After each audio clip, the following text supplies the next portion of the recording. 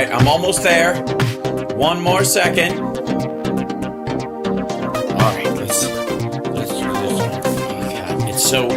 Chip, what have you done?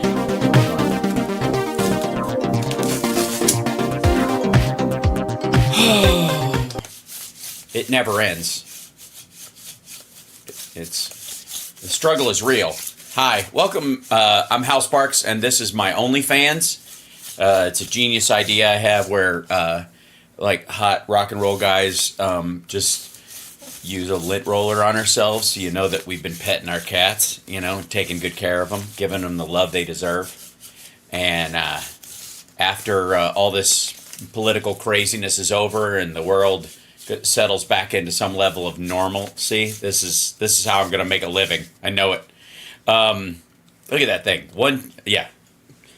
Hi, hello. I'm still wearing my DNC shirt. I was going to change, but because I have other shirts, but I'm washing them, so I think I'll roll them out over the course of the week. Hi, hit that like, share the show, let people know we're here. It's Hal Sparks, Megaworldwide, the single greatest live stream on Earth, and here's the proof. Look at this. It's packed. Even outside, it's packed. There's so many people in here. I have sold out the internet. This is the biggest live stream in the world. I am Hal Sparks. Hal Sparksing as best I can Hal Sparks for Hal Sparks Megaworldwide. And DNC you now. And by the way, for those that don't know, there is a... it's the DNC. I know we say it very quickly. The Democratic National Convention. Not a DNC, which is a dilate and cutterage. Just to clarify, whole different procedure. Although in the past they have felt the same, I hear. I have it on good authority. So, okay, lots to cover, obviously. And I went back and forth about what I should do, and it's entirely possible I just stay on all night. That said, because the lunacy is hot and heavy, folks, I got to tell you. Here, hold on, let me open this one up. And the titles alone are making me jump for joy. I'll give you an example, ladies and gentlemen. Here is the Mess D'Souza and his shockingly racist wife, Debbie. And I say shockingly because usually his racism is enough, right? But hers is just fucking next level. The title of this one is, What Motivates Donald J. Trump? I don't know, a question you should have asked years ago. How about this? Anna Paulina Luna, who just put out a bikini shot of her and her tuchus, it didn't break the internet, okay? It did not. It didn't even blow a fuse. It was one of those, I'll tell you what, it did not break the internets, okay? And it did not blow a fuse, but it made you push that little button in the bathroom that is on the outlet that is attached to the hairdryer, you know? When you're just like, is it off? No, it's not off, it's on. Like that's what it did to the internet, her and her tuchus. You can go look it up if you want to. But Kellyanne won't answer our questions. I don't know, because you don't fucking chart. But Kamala Harris, this is I think one of my favorites. Kamala Harris is the worst thing to happen to our country in a while. Ouch! God damn! In a while, yeah, in a long while, in a while. All right, easy there. At least Trump has the nerve to go, the worst ever since the asteroid that killed the dinosaurs, probably worse. She is worse for Americans and dinosaurs than any asteroid that could ever strike the Earth. I hear from my friend, Alone.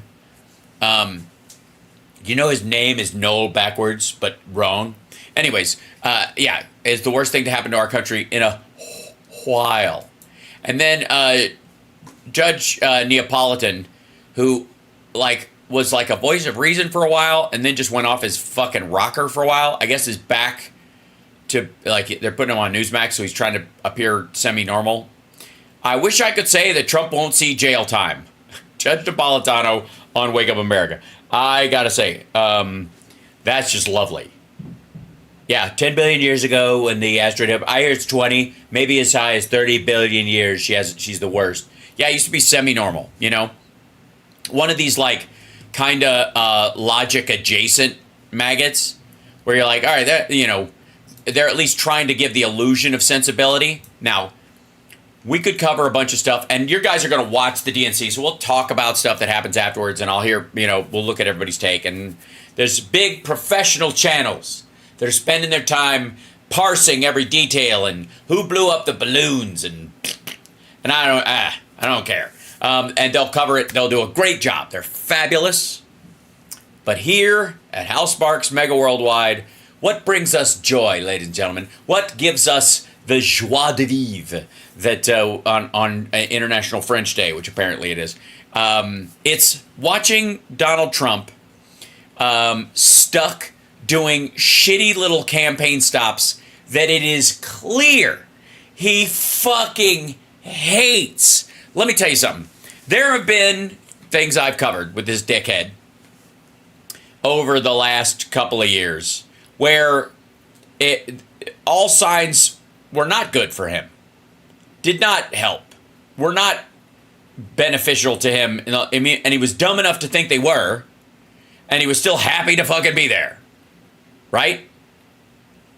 And it was aggravating. Like, it reminds me of that great line in the magnum opus, The Adventures of Ford Fairlane. What the fuck is this asshole smiling about? Right? And it's like that shitty singer in the singing scene where he like totally like goes flat and then he goes like that at the engineer. Yeah. That's what this is. All right, Trump does that a lot. He's like absolutely eating shit, but thinks it's chocolate pie. I don't know why, but it happens. This, my people, is not one of those days. This, my lovelies, my beloved, and I got to tell you, hit the like, subscribe, share the show out, let him know we're here, because I don't think anybody else is going to cover this whole thing. It's only an hour of him, so we're getting off easy in that regard, because he fucking bailed.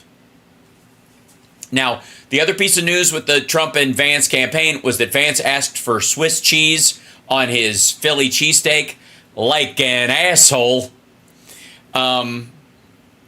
He's going to be the gift that keeps on giving. Oh, so good. Yeah, he's got the same hunch, after he talked to Putin. He just heard some poll numbers. That's what this is. That's the fuck, man. I'm never getting out of this. That's the same hunch. That's the same slouch. You're absolutely right. Who said that? Back up in the chat room. Who spotted that right away? Dana Andra. Well spotted, Dana.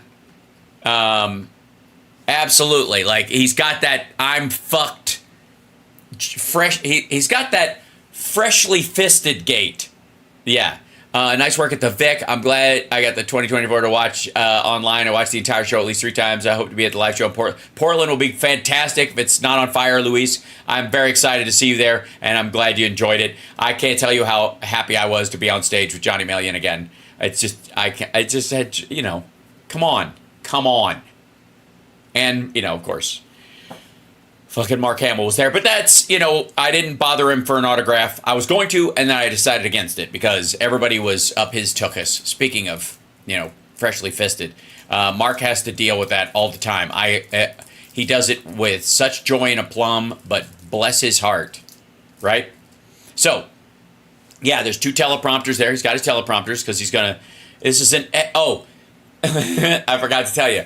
This is an economic speech. This is, we've already had strike 1 and strike 2. We're now seeing the guy hit the bat on his shoes because he blames where he was standing. Swing the bat a little bit because it feels a little weird. It might be the bat that's the problem. And walk up to the plate and get into position for strike 3. This is the 3rd economic speech. And the first 2 just ate ass. He was like the second one, and not in a good way. The second one, especially where he was like in front of a bunch of groceries and he did like, that's a lot of food. Like, shut the fuck up. Anyways, that was the lamest part of that whole thing. I have not watched this one. This is he's at a factory in York, Pennsylvania, that like one of his donors owns. It is just, and that's him, by the way. The donor's right here. That guy got to speak for 2 minutes. They let him speak for 2 minutes and they cut him off. That's what you just roll in, treat your donor and your supporter like shit, blather for a little bit, obviously be, disappointed that you're in a factory. And the fact that this asshole has to stand on a factory floor of a place he doesn't own. And, all right, well, let's get into it. Here we go. Let's see. And obviously they're playing, Across the plain. Yeah, so, hey, good to see you. Hi, welcome. You guys, nice to see you. How are you? This is the part where we stand here like assholes while the song finishes playing. Thank you. Thank you. And obviously behind this, they're behind him.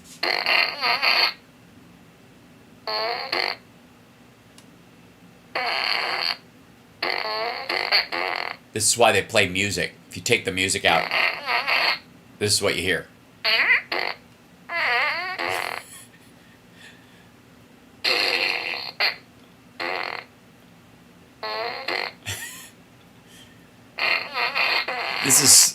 This is so, like, there's at some point there's going to be like, I'm going to do an art installation in in New York at the Met that's just all footage. It's like endless footage of Donald Trump with the music turned off, standing there like an asshole while the rest of God Bless the USA plays. Just yeah. Because it's a fucking recording. It's not even like there's a live, like, Hail to the Chief band, right? And see if he mouths the USA part or he just gets past it. I don't think so. It's not a crowd. I mean, the workers are there because they have to be. Or this asshole will fire them probably. But yeah, he soft sold the A. U.S.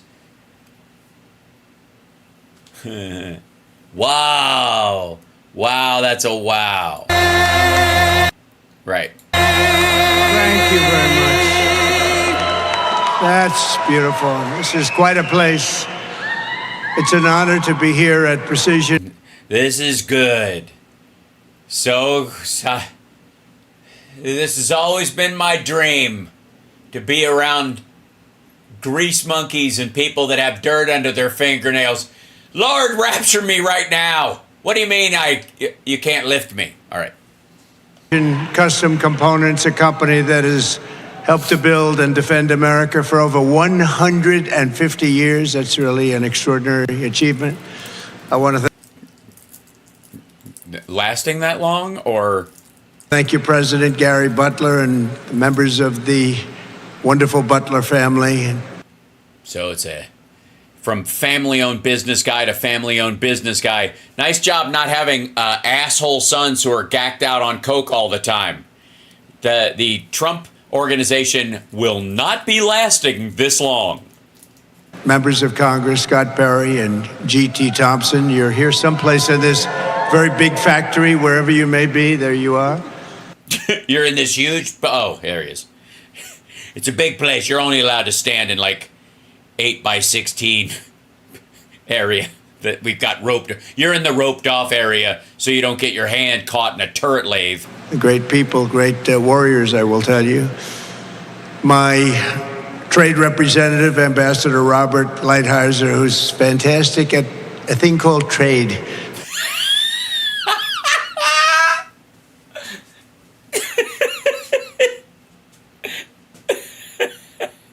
Oh, I'm glad. I'm sure he's glad. I'm glad he. It's nice. I'm sure he's happy to hear that. And a thing called trade. Little thing. What? Pokemon cards? What is it? Beanie Babies? What's?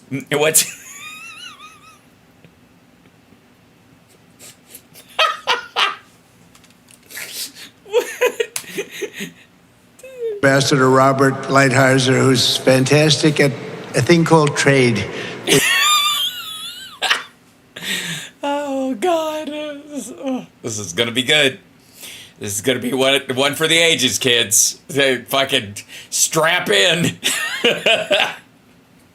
You did very well at trade. And Jesus, trade. I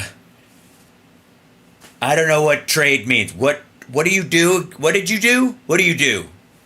you were fantastic, and I want to thank you, Bob, very much. For being good at for getting at trade. You got me two you lose for one Pokemon alt card that I had like 3 of. And chair of the York County Commissioners. Bob, I want you to be my cellmate because if anybody could get me 5 cigarettes for booty time instead of 4, it's you.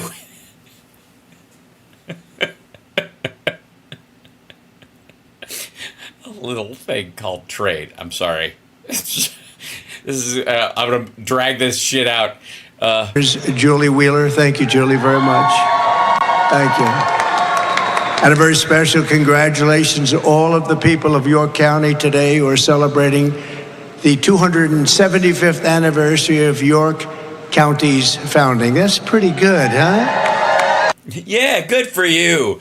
All it took was for you to basically, like a year after we became a country, not be renamed. Pretty good, huh? You lasted, they're doing all right. So you guys are doing a great job still being named the same town it was named in before any of you were fucking born.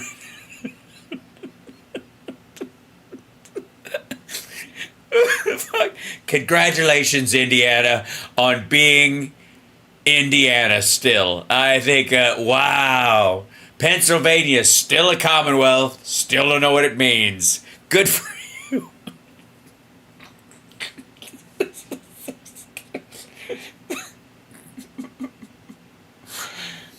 He is so stupid.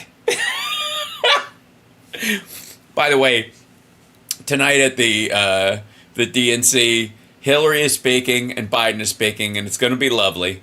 And the lineup for the rest of the week, and then she's going to kill it on Thursday. And this dickhead is in a buddy's fucking, like a golf buddy's factory where he made all the workers stay after and clap. That beats most of them out there. What do you mean? Any of the ones that are slightly further west? Beats all those stupid ones in Montana that weren't settled until somewhere around the early 1800s, I guess, but not as good as Plymouth Rock. You're doing really good at when people moved across the country in a way. Just shut the fuck up. Just shut up about it. Just shut up about it. But most of all, let me thank the exceptionally skilled and talented workers with us in this room. I know you well. I know them from all over the country. They come, and they are the most talented people and the most brilliant people in so many respects. So thank you. What? What do you mean they come from all over the country? The workers at that factory in York, presumably, they're local. Some of them come from small towns in New Mexico. One commutes every week from Ireland. What do you mean? What the fuck are you talking about? Okay, all right. I'm sort of kidding because I know exactly what this fuckwad is saying. He means the people that work very hard, that come from all over, who are very talented, who work very hard, are the people like Lighthizer and other people that he knows that are wealthy and came there for whatever donor dinner they're having later on that night, and they're dilly-dallying around this factory, patting themselves on the back for being, working man adjacent. Thank you all very much for being here. We appreciate it. Thank you.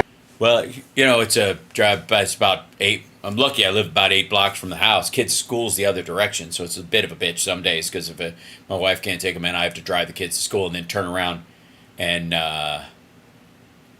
come back.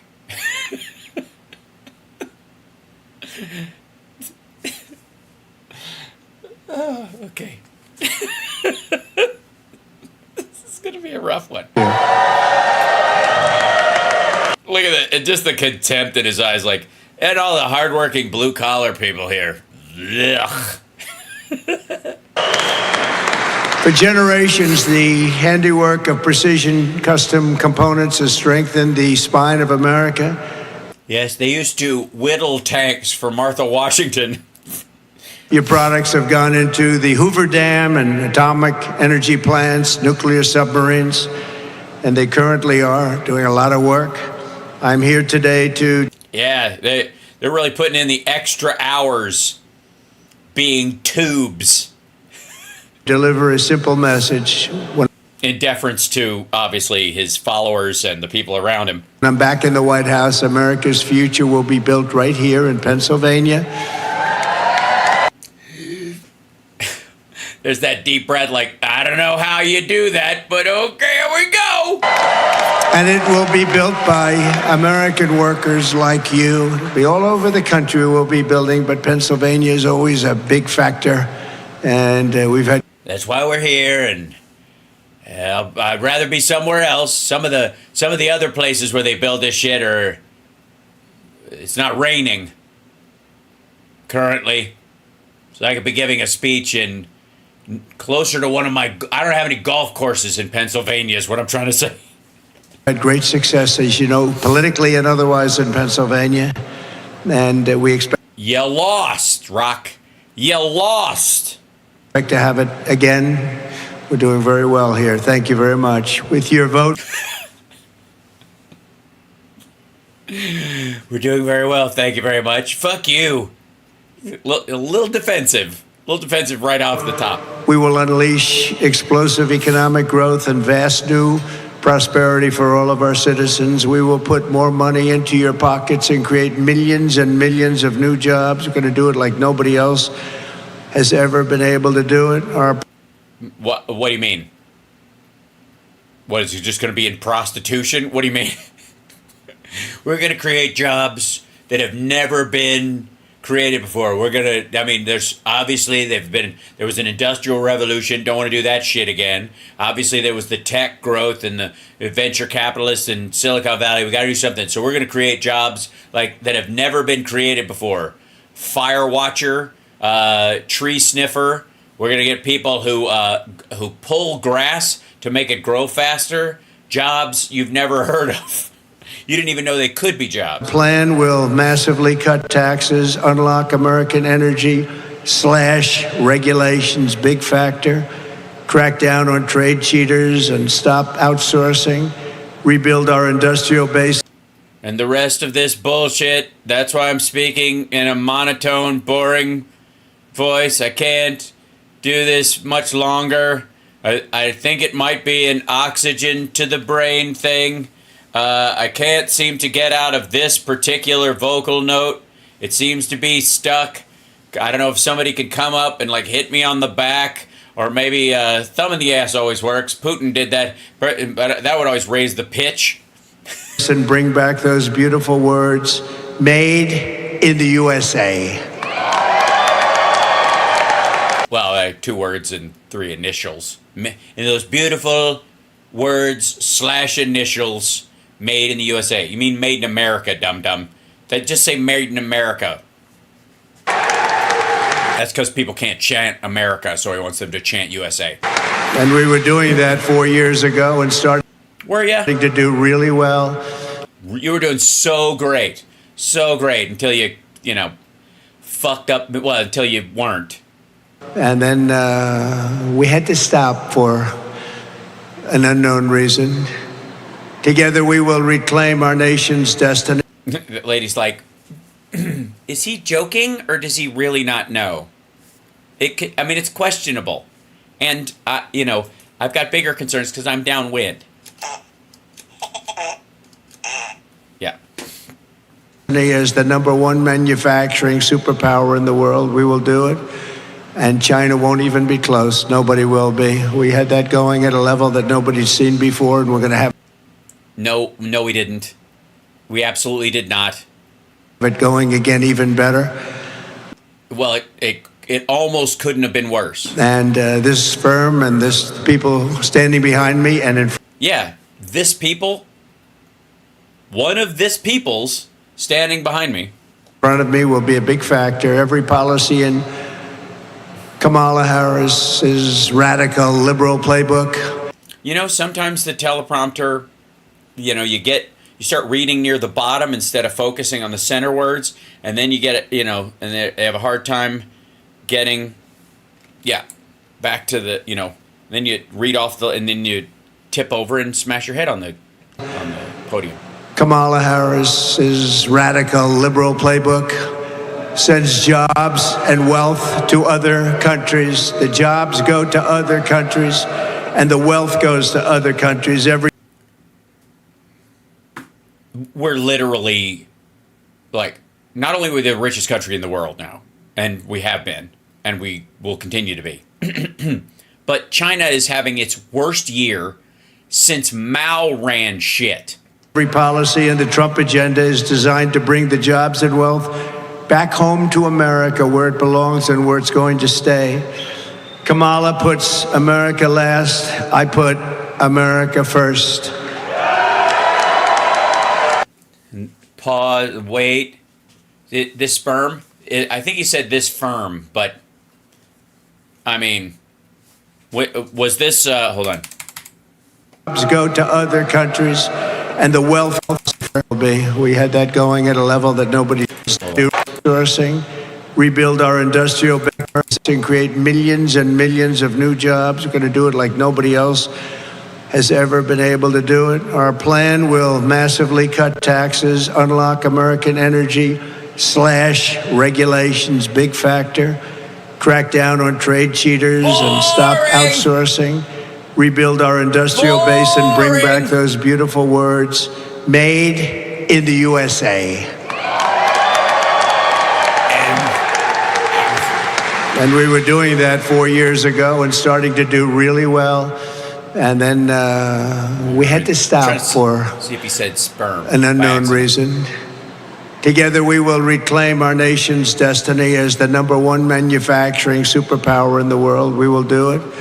And China won't even be close. Nobody will be. We had that going at a level that nobody's seen before, and we're going to have it going again even better. And this firm and this people standing behind me and in front of me will be a big factor. Every policy in He said this firm. Kamala Harris's radical liberal playbook sends jobs and wealth to other countries. The jobs go to other countries, and the wealth goes to other countries. Every What countries would that be, asshole? policy in the Trump. Besides, you mean like because you don't want to pay taxes and billionaires don't want to pay taxes and the dudes you know and like, they put their money in the Caymans? Is that what you mean? Agenda is designed to bring the jobs and wealth back home to America, where it belongs and where it's going to stay. Kamala puts America last. I put America first. You know what? I'm sorry, guys, if I start talking loud, because a lot of times when there's so much energy in a room, you just start automatically, it's like being in a nightclub. You start trying to speak over the music really loud, and his voice is just so commanding, and his energy is just so like, oh my God, like I could totally see what the QAnon people saw. Some facts that Oh dear. are interesting. Yeah. Some facts are interesting. The year before I took office, the United States lost over 10,000 manufacturing jobs. Everybody said you'd never bring it back.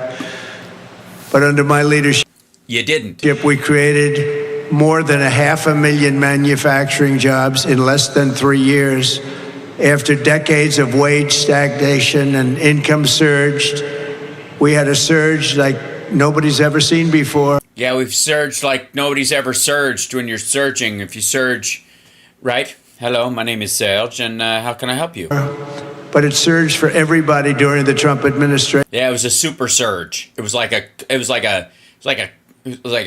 rising tide that surged all boats. Every group, everybody, men, women, we had every household was at a level that they've never really experienced before.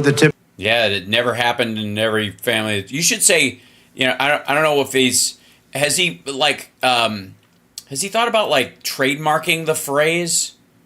Like, say like nobody's ever seen before. Say that again. Say that shit. Say, you prick you. Typical American income surged. We had a surge like. Did you have a surge? What was the surge like? Fuck was the surge like, huh? Say what the surge was like. Was it like nobody's ever seen before? Nobody's ever seen before. Motherfucker! You son of a bitch. Hey, maybe they hadn't seen it before because nobody's ever seen a fucking invisible one, you dipshit. But it surged for everybody during the Trump administration. Oh, yeah, it was so much of a surge, nobody noticed the surge because it's kind of like, it's like the spinning of the earth. We're all moving at the same speed, right? So nobody noticed your fucking surge because we all surge together right now. In every group, everybody, men, women. Drug dealers, gun runners, Amway. We had every household was at a level that they've never.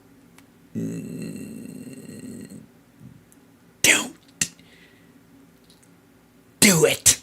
Never really experienced before. Experienced? Typical American household saw their incomes grow by more than $4,200 until per year. Everyone was better off when you had a jet. Well, certainly George Floyd had a bit of a bad year in the end, and people who cared about the George Floyds of the world as it were, it was a rough period as well, leading up to and after, certainly. And then anybody who had COVID also. Yeah, right. Gentleman named President Donald J. Trump at the helm. Does anybody know him? Nope, never heard of him. He sounds like an asshole, though. I think I've seen his name on a building that you can smell the sewage problems that are in the fucking building when you walk by. You prick you. Whoever he may be. I mean, I kind of remember loosely that he used to be somebody, but yeah, I don't know. Anyways, Pat Robertson, you were saying? I kept every single promise I made to the workers of Pennsylvania and to every other place. Yeah, he promised the toilet in the Empire State Building something once, and he fulfilled it. Took him a while. Within our country. On day one, I withdrew from the unfair job-killing Trans-Pacific Partnership, and if I didn't do that, you wouldn't be open right now. You wouldn't have a job. No. Actually, Hal, you want to take this one? I do. The Trans-Pacific Partnership was a bulwark against China, not supportive of China. It was to guarantee that other, soft manufacturing, plastic goods and, toys and shit could be made by Malaysia and Vietnam and Japan and all that kind of stuff, and that they would coordinate to keep China from basically muscling everybody out. And this asshole took us out of the TPP and then magically got a windfall of cash into one of his bank accounts, and he took it while he was president. That was a big thing. It was approved by another president.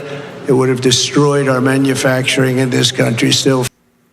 No, it would not have. Further, it would have destroyed China's hold on manufacturing. Imposed historic tariffs on foreign aluminum and foreign steel and numerous other things that were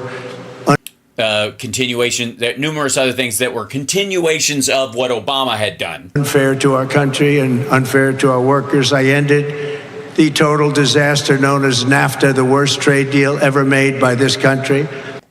USMCA is a mild modification, in which, by the way, it turns out he loosened the country of origin rules, so China can build factories in Mexico, and the cars made there are considered made in Mexico and a product of Mexico instead of a product of China, which is not how it's supposed to fucking work. And replaced it with the brand new USMCA, that's Mexico and Canada, the best trade deal ever made by our country. No. Although I will tell you that I think the deal with China was probably even better. They had What? You mean the 3-part trade deal that you only did one part of, where they were supposed to buy $50 billion worth of agricultural goods and they bought 10 during COVID and then blew it off after that? They fucking need all the food they can get. They import 80% of their food, dipshit. You don't even have to make a deal with them to get them to buy agricultural goods. That's why you had to pay off the fucking farmers. They would have bought that shit anyways. Why the farmers were like, what the fuck? We don't want tariff. We just want to sell. There was a reason they said that. The market was wide fucking open. Oh, God. To buy $50 billion worth of our product, And they didn't. They did not do it. They bought 10. And they probably need 15, but we wouldn't let them because we were in the middle of a fucking pandemic. After COVID, I don't even talk about that anymore. You talk about it at every fucking rally. Asshole. $50 billion they had to buy, and they were buying it too. No, they were not. And I stood up to China like never before, bringing in...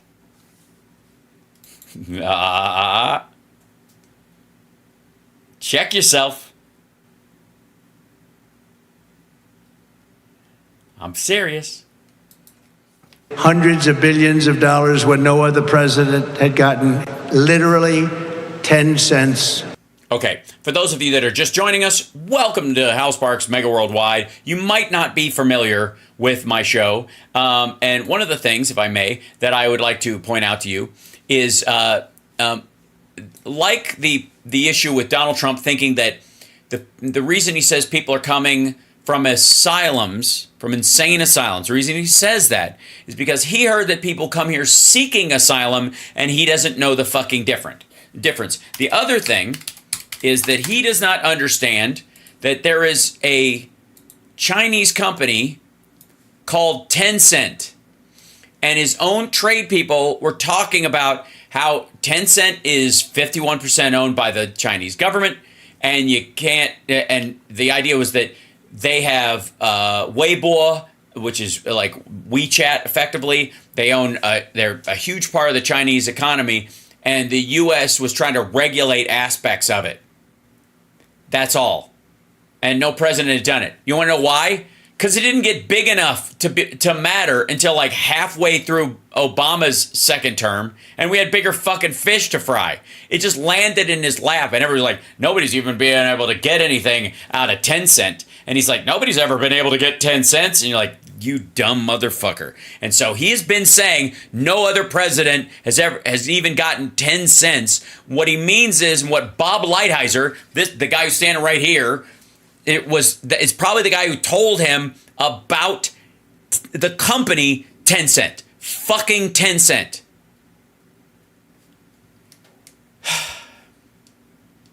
God damn, it's stupid. It's like so painfully dumb.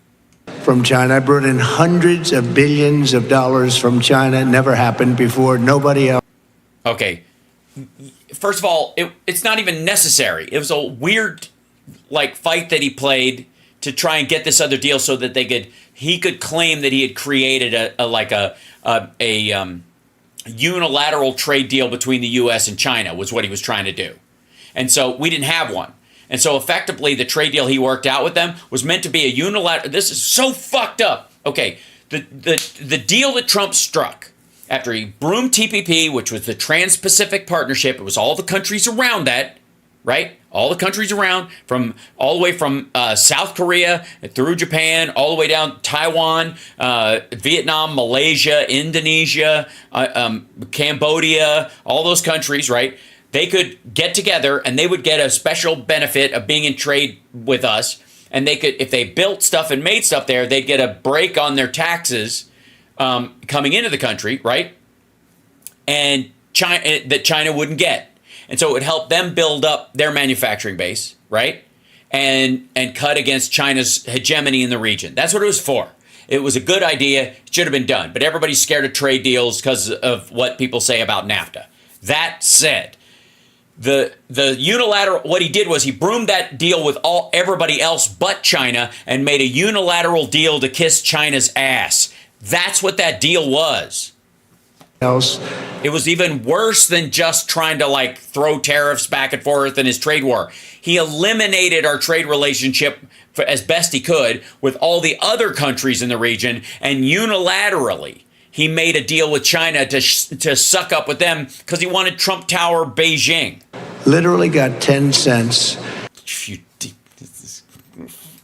This dumb motherfucker. Ah, it's so aggravating. We passed the largest tax cuts in history, the largest regulation cuts in history, and built the greatest economy in the history of the world. We Gibberish. were at a level that nobody had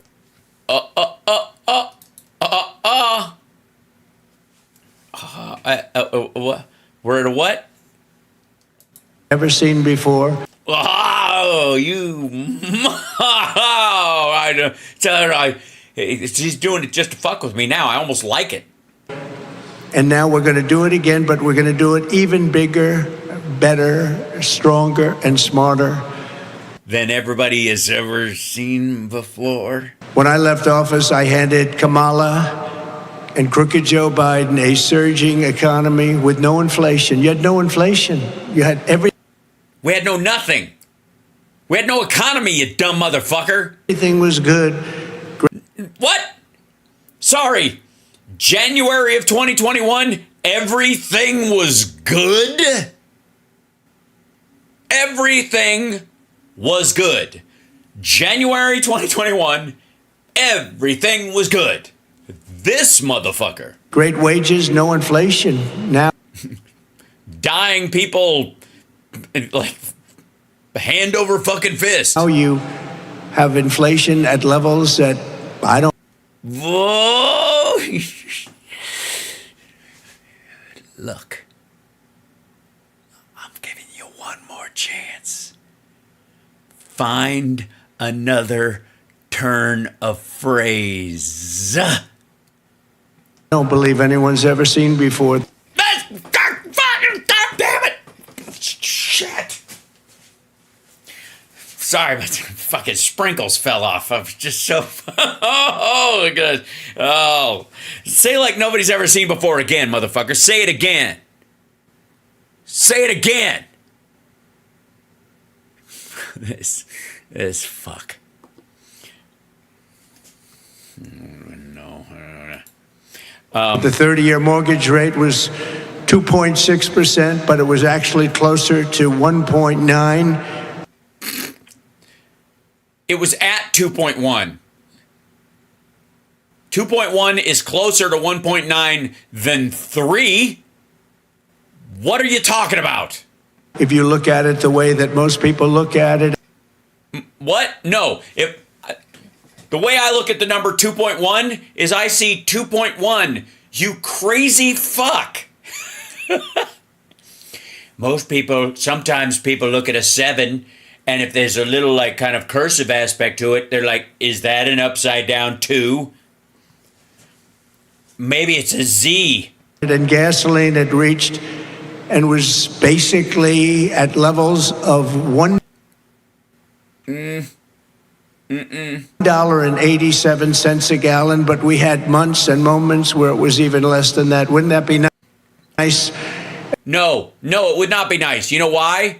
Because the only way that happens is if we're not fucking going anywhere, dummy. $1.87, Gary. That would be. That was great. All it took was, I don't know, about somewhere between 10 and 100,000 Americans dying every month. You know, and everyone being afraid to go outside.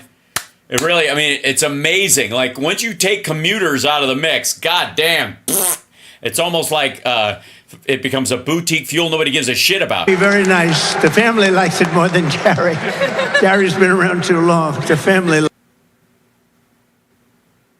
likes it more. What?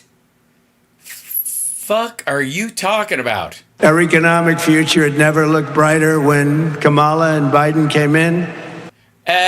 Well, it never looked brighter because we had vaccines that were possible and people were going to be able to start getting access to them. but we had a long way to go. And the only reason it looks brighter is because when you're in a cave, a pinhole of light looks like fucking sunrise. They quickly blew it all up, destroyed. 350,000 Americans joined the unemployment rolls last month. Did you know that? I keep hearing about their economy. No, they didn't. They didn't get unemployment insurance. They entered the job market. The economy's terrible. And the inflation is eating everybody alive. And it's been doing that for 3 years.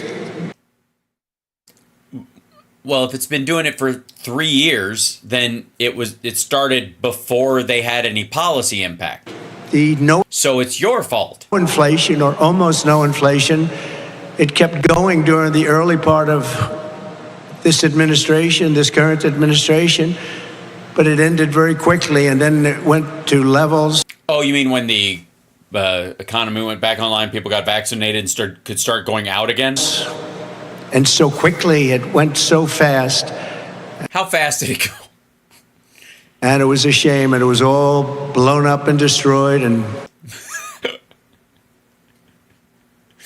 it was all just melted. It was like my ice cream was just there, and it was all cone at that point. I don't even know. It was all, I walked in, it was like this. It was a mess. Jobs were lost. A lot of jobs were lost. Our country is doing really badly under them, and nobody wants to talk about it. Well, if we're doing really badly, it wouldn't matter. Right? If we're doing really badly and nobody wants to talk about it, could it be there's nothing to talk about? All right. The media doesn't like talking about it because the Democrats, they really protect themselves. It's pretty amazing. Someday the media's protect themselves from what? It's going to become real media instead of fake media, and you're going to see a big difference in the country. All right, I got to say, right now his, I got to see if I can fix this real quick, because it should lower it a little bit. You can see that his hair, there's a weird thing about, like, wait, are we doing this right? Come here. Here you go. His hair is starting to fall right here. Like, it was up before, and over this time, like, the weight of it has just started going down. Real incomes are down. Like my hair. $2,000 a year since... $2,000 a year. Post-pandemic, based on what? She took office. Kamala cast the tie-breaking votes that gave us the worst inflation in American history, costing a typical family $28,000. And under Kamala, we have fallen into manufacturing. Typically, what would they spend that $28,000 on? Typically, what was the added cost? Typically. Recession with 13,000 manufacturing jobs lost in the United States since just the start of this year. I don't know if you all know that, but that's what's happened. No. No. Not at all. And it'll happen here, and it'll happen in this plant. It'll happen. Yeah, it's all right. You guys are all fired. Yeah, I was like, you're fired. Right. Everywhere, if she gets in. She's already in. She's the vice president. You're blaming her for everything, so she's been in control this whole time, is what you're saying. If Kamala gets in, the United States... She's in. Dude, you've been making the case that she's the vice president, but he's a doddering old man, so clearly she's running things, I guess, with Obama or some shit. So what do you mean if? States will rapidly become a deindustrialized third world nation, like so many others have become. She's running on... You mean the third world nations that are third world nations, or other states? Socialist price controls, banning gas-powered cars and trucks and private health insurance. Well, they don't ban them. They just 2/3 of cars, commuter cars sold that have no extra duty, say they're not for professional use or whatever, should be electric by 2030 or whatever. Insurance policies are gone. She wants to defund the police, abolish cash bail, and she wants to abolish it immediately, cash bail. No, she doesn't. She wants to abolish ICE, get rid of the incredible, brave patriots of ICE who... No, she doesn't. Take MS-13 gang members, probably... Oh, fuck. Now he's going to tell the MS-13 gang member story again. This is, fuck. It's already boring. You don't have to bore us with the hits. Real quick. I just started reading Kamala's book, Smart on Crime. And I'm enjoying it quite thoroughly. Let's see. I don't know why. And this is here. I'll show you what this is again. What dicks the New York Times are. Here's the New York Times. Kamala Harris and the return of tough on crime. Over her career, her rhetoric has tracked the national mood. So do Americans now want a prosecutor in chief? This is the good God. Now, when Kamala Harris published her first book in 2009 recounting her experience as a California prosecutor, she called it Smart on Crime. That phrase would come to signal a kinder, gentler approach, but that is not how Ms. Harris meant it. She meant the book's marketing copy proclaiming making the criminal justice system truly not just rhetorically tough. By the time she ran for president in 2019, she was no longer talking tough. She called herself a progressive prosecutor and proposed to end the death penalty, mandatory minimum sentences, and cash bail. The left was not buying it. Progressives said her record was just slightly less awful than that of traditional prosecutors, measured success by their conviction rates. The left wing of the Democratic Party helped push her out of the race. If they'd read the book, they'd know that she was tough on violent crime and supportive of of those kind of things. No cash bail and stuff for non-violent crimes. But they don't make that distinction. The worst gang anywhere in the world. Horrible situation. They take them out, and they take them out bravely. They're strong, they're fierce, and they love our country. She wants to give free health. Right, so why are you boring them to death? Health care for millions of illegal aliens and give them all citizenship. Yeah, that's I've heard that before. Where have I heard that before? Hold on. Free health care for illegal look. Yeah. Into the United States immediately. And she then wants to sign them up for Medicare and Social Security. And she wants them to vote illegally if possible. Any way they can vote. They don't care. What the fuck? She wants them to vote illegally if possible. Like she'd rather them not become citizens and vote illegally. This is just weird. Again, weird. It's legal or not. And they're signing people up as we speak. No, they are not. They're signing them up as we speak. No, they are not. They don't care. Yes, they do. They don't care about the law. Yes, they do. Laws. Very simply, Kamala Harris is an economy wrecker and a... Yeah, that's very simple. It's a good phrase. Economy wrecker. Did you workshop that shit? I gotta say, right now, you're batting like in these sort of, I don't know, the World Series of nicknames. I'm fairly certain Kamala is going to pitch a perfect game by the end of this. This is fairly lame. Country destroyer. Our country will be destroyed if she gets in. She's in already. You said she's in already, so she's responsible for all these policies. So if she was going to get in and destroy it immediately, then why didn't she do it already? What is she waiting for? The noose to tighten? She just cruelly can't wait, but she's got to. Like, oh, it's so much sweeter. Her radical liberal agenda ruined San Francisco. It ruined California when she was the Attorney General. When she was Attorney General, actually, violent crime was down. When she was DA of San Francisco, violent crime went down. It crushed our middle class, demolished. No, it did not. Our border, set the world on fire, and now she wants to be promoted to the job killer in chief. But much more than job killer. Everything else is going to go bad. Right. It's not enough to call her the job killer in chief, which is something they did workshop, and this motherfucker can't even deliver his line. It's like when he does "you're fired," and it's supposed to just say it. Just go, "You're fired." Round of applause. He always goes, "You're fired. Get out of there. You gotta go. I said the fired part. It's fired. Yeah, and you're out." Like, shut up. Shut it. Like, just say the line and hold.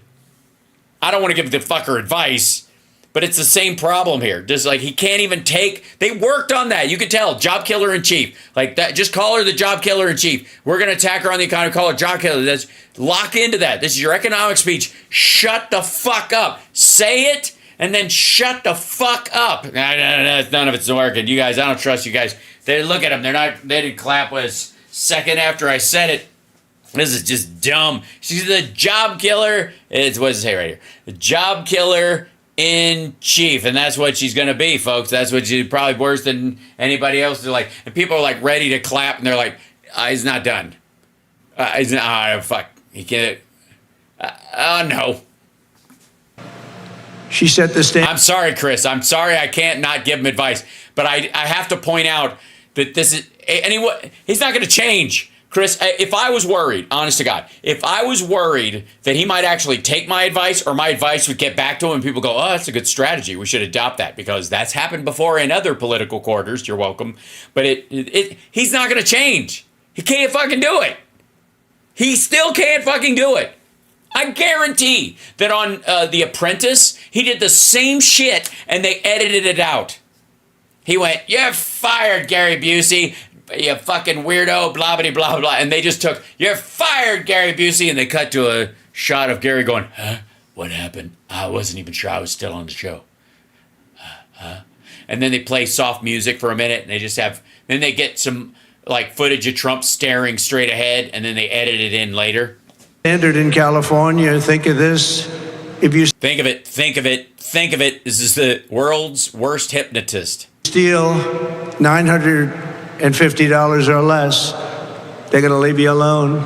They can't be bothered. So you see criminals going into stores with a little computer, adding it up, everything. Oh, really? Did they steal the computer too? Because I think that might have put them over the number. Like, okay, retinol face cream, very expensive. And then the sort of masking stuff and fresh eyelashes. And I don't know, like that Kylie Jenner shit really just stacks up. And holy shit, this computer costs $1,100. I'm fucked. Run. They've stolen. They want to stay under the 950, but they don't get prosecuted for above that. The only one that gets prosecuted is somebody who would talk about the unfair election.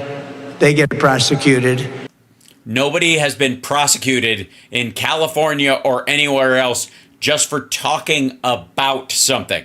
We do not incarcerate people based on subject matter. You absolute tit. But when you steal and rob and kill and so many other things, when you sell drugs and destroy people's lives, nothing happens to you under Kamala. Actually, yeah, a lot happens to you under Kamala Harris. A lot happens. And it should, because fuck you. But we will not let this happen. We're not going to let it happen to our country. 78 days from now, Pennsylvania is going... She's vice president, and you think she runs shit. It's already happening. To tell her that we've had enough, that we can't take it anymore, and we can't take it anymore. Come away, me, conflating the boy. We're gonna nothing to do with the play, comrade. Oh, I fucked the lineup. He did it again. You did it again. Comrade Kamala. That's a job killer in chief. Comrade Kamala. This is the line. You worked it out. It's in the fucking teleprompter. And what the fuck did you do? Huh? What'd you do, stupid? You fucked it up. That we can't take it anymore. We can't take it anymore. Lady flagging. And comrade. Comrade.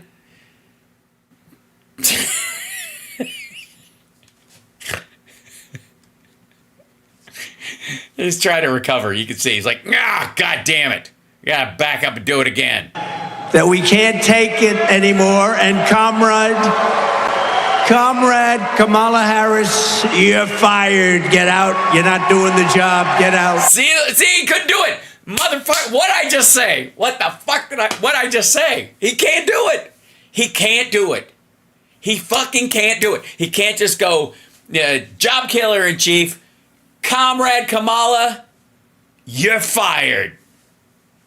the place would go nuts. Like, his audience would freak the fuck out. They would fill in the gaps, but he can't do it. You know why? Because he's got low self-esteem. He's not a narcissist. He's scared shitless, and he knows he's full of fucking beans that he doesn't think anybody could possibly believe this shit. So he just got to keep yammering. Sometimes you got to hold for the response from the audience.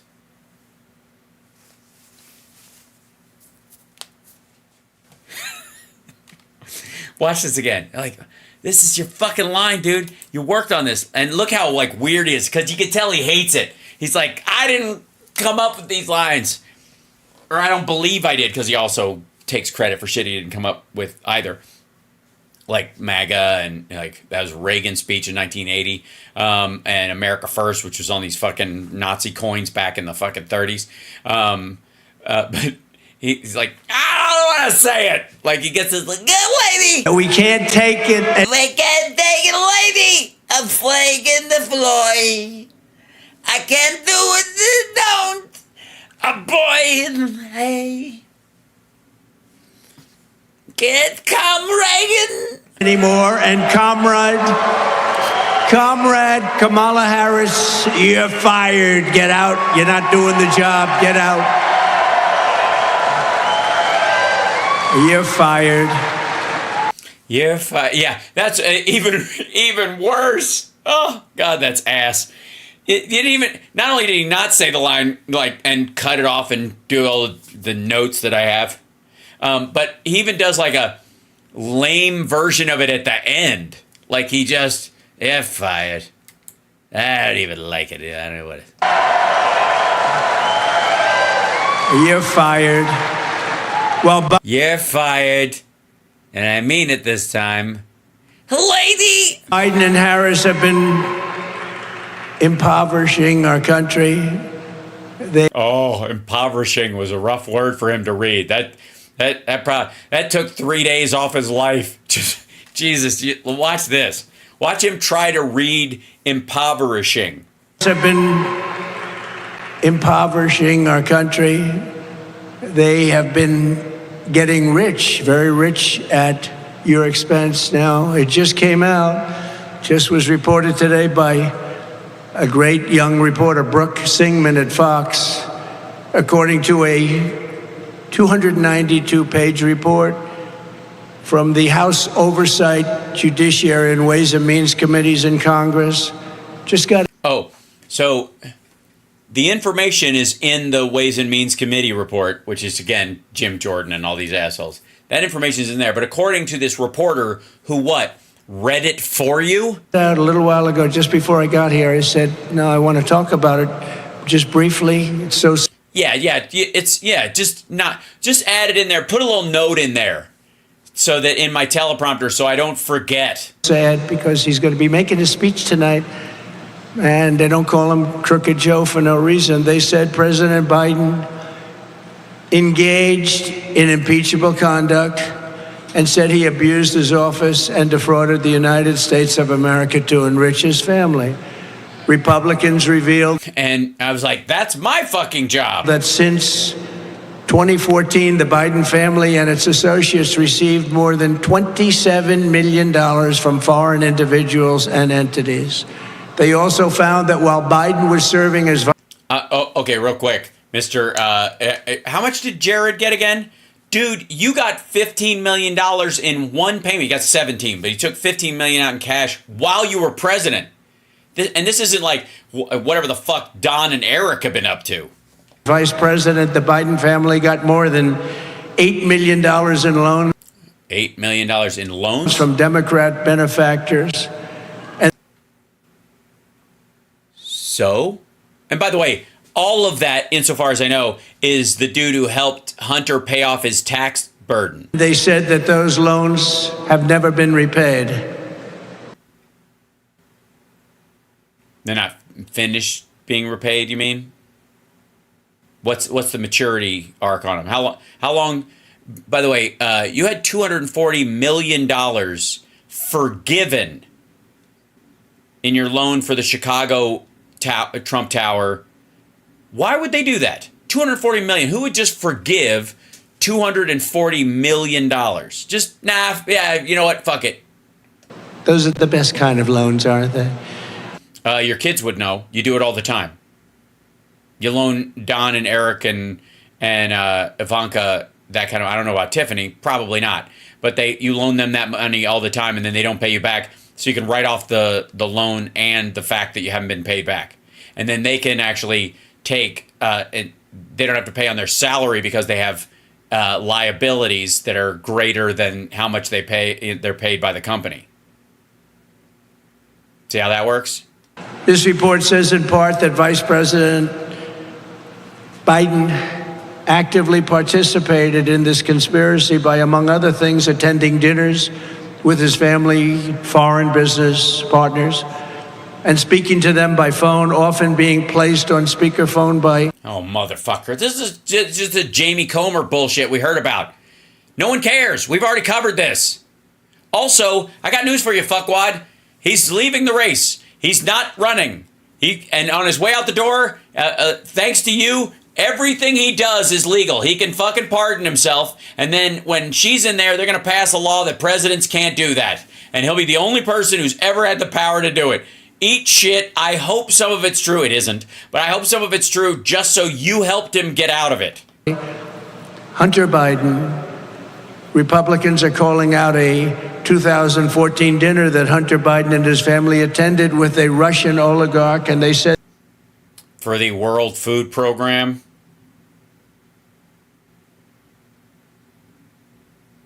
We've covered this. That after that dinner, that oligarch wired $3.5 million to Hunter Biden's firm very quickly. It was a very quick wiring.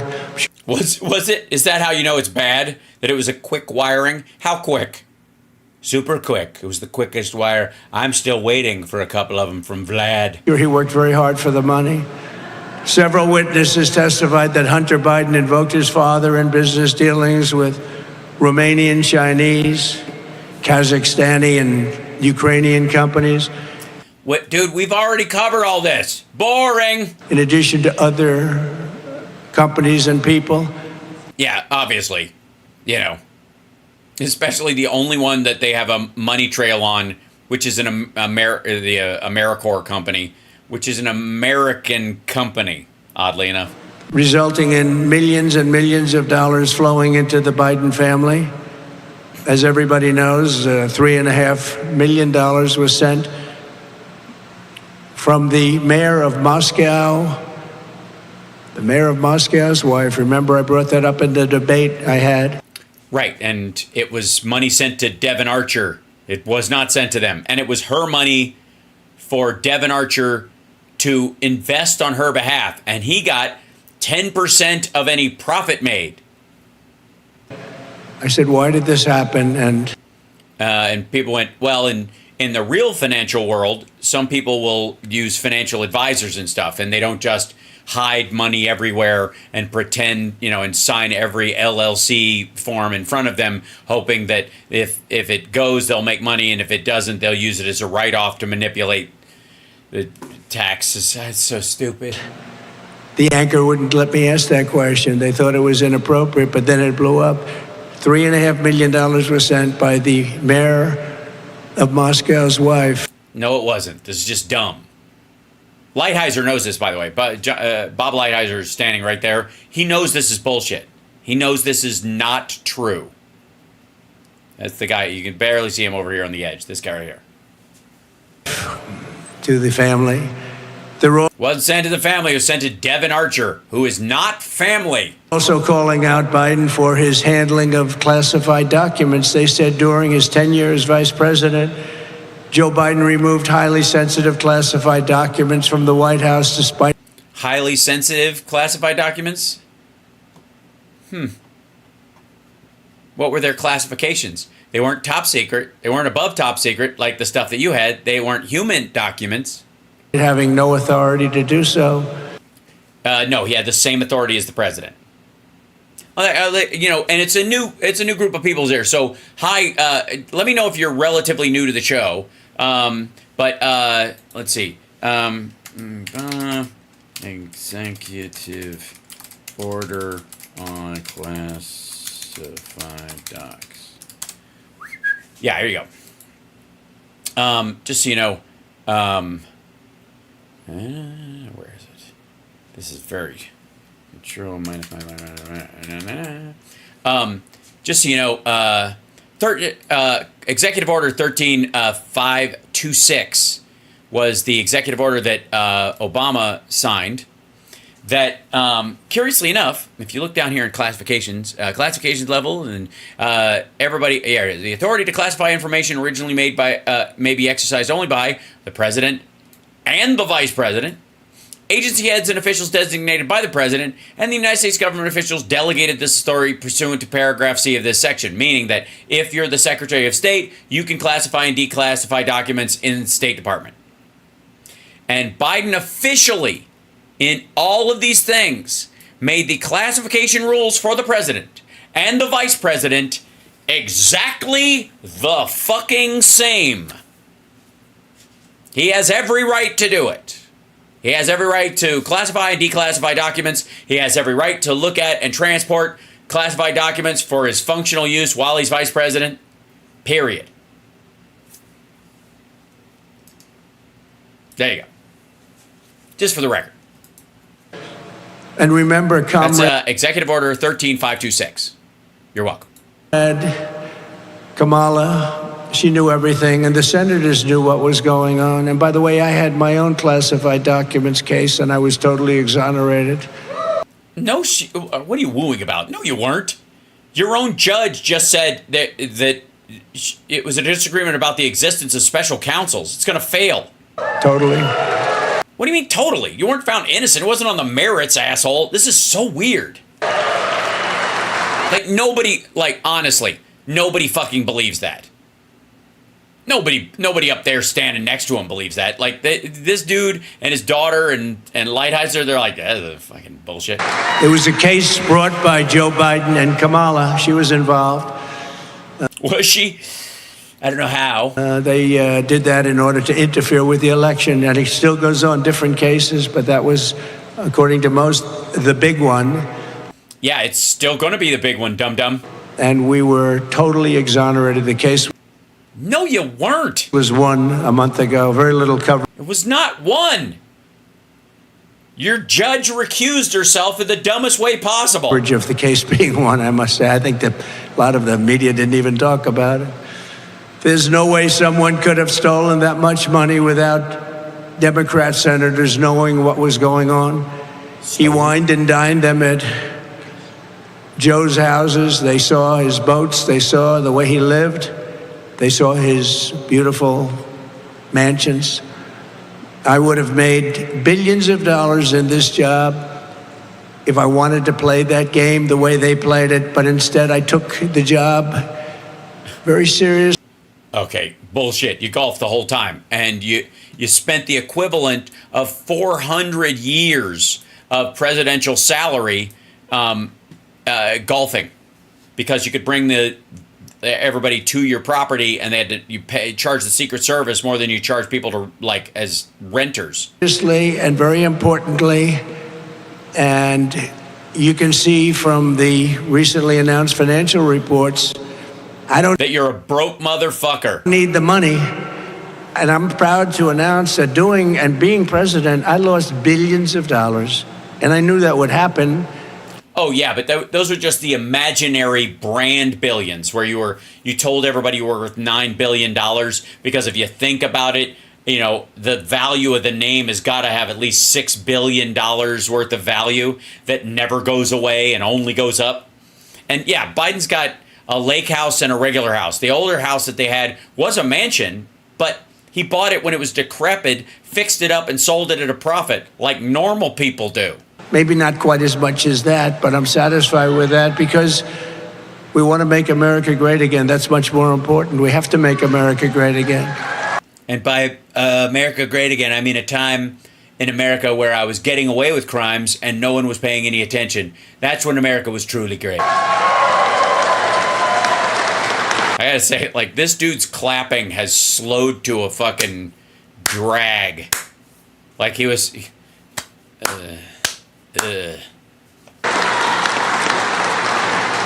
Oh, I could have played it the other way. I could have made so much. I see some of my friends over here. I could have made. See what I said when he's like, I've seen my friends over here? That's what he was talking about. He wasn't talking about workers come from all over because you do great work. He meant the people he brought with him. Do you understand? He's not. There's a bunch of factory workers that this motherfucker made sit through this bullshit. And he's like, you do the work, the great work that makes this country great. He wasn't talking to them. He wasn't, using a rhetorical device to say to the workers of this place that you are the backbone, the middle class, and the people who work at factories like this all over the place, just like you, are the backbone of America. He wasn't saying that. He was saying his friends who are standing in the back and are friends with this motherfucker and who are there to donate to his campaign at the dinner later after they do this little fucking PR flap. It's so much. No, I didn't want to do that. This is too important. This is too big a thing. Got to save our country because our country is really in big trouble. We're a nation in decline. We're going down the drain. The drain is the swamp that you've heard so much about. The drain is the swamp. The swamp is the drain. My swamp, my drain, my swamp, my drain, my swamp. It's my drain and my swamp. What the fuck?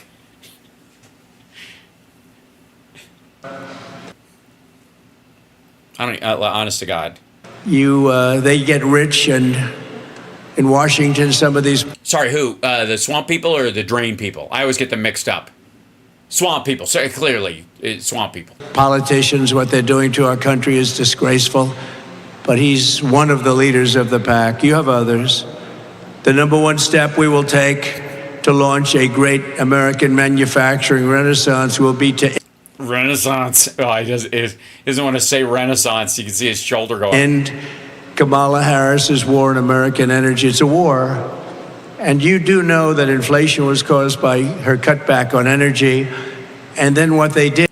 Her cutback on energy? There has been no cutback on energy. None.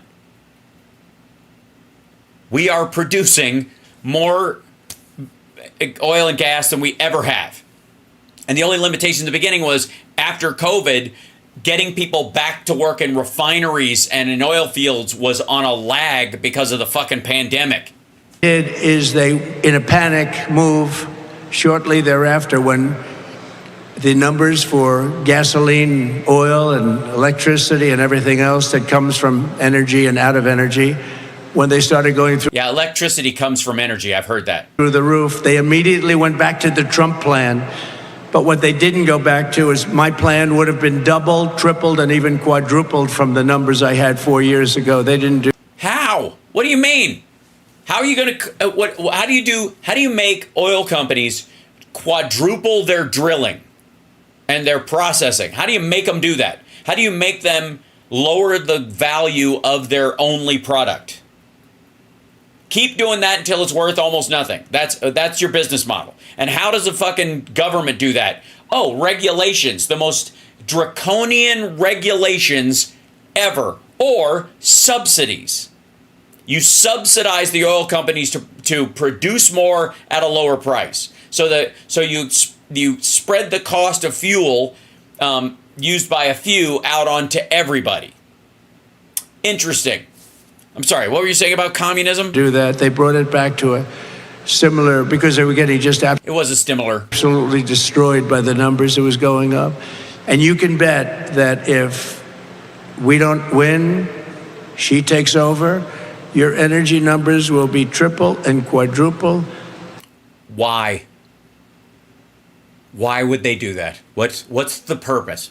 What's the purpose of it going up? I don't understand at all. Like, you mean because they'll force everybody to use electric cars or something? But if they force shift us to electric cars, the worth of oil goes down. Therefore, the cost of making it should go down, and we're already producing more than ever.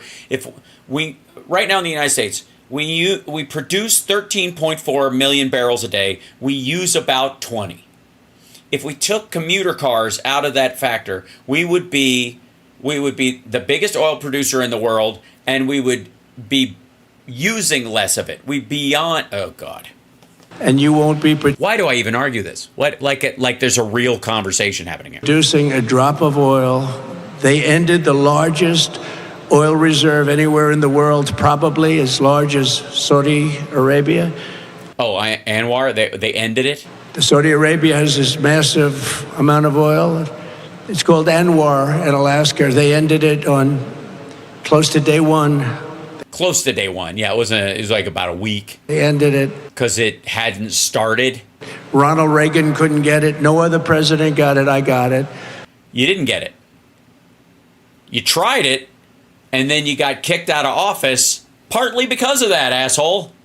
And it's bigger than Russia, bigger than Saudi Arabia, most likely. They seem to think biggest. Oh, and now you're not sure in the world. They've been after getting that approved for many, many decades. Ronald Reagan worked so hard to get it, he couldn't get it. I got it. And then you didn't get it. I almost had it. And then they ended it. They were just set to start drilling. Everything was done. No, they weren't. No, it wasn't. And he came into office. He ended it. On day one, I will tell. And we're still producing more oil and gas than ever. Tell the frackers and energy workers of Pennsylvania to drill, babe hole, drill. Drill, baby, drill. Also, I gotta say, am I the only person that finds it really fucking weird that he steals Sarah Palin's line, which had gone from being a cute kind of a line that she would use to like castigated and embarrassing for somebody to say, and now he's claiming it as his own, like he came up with it himself, and it was fucking hers.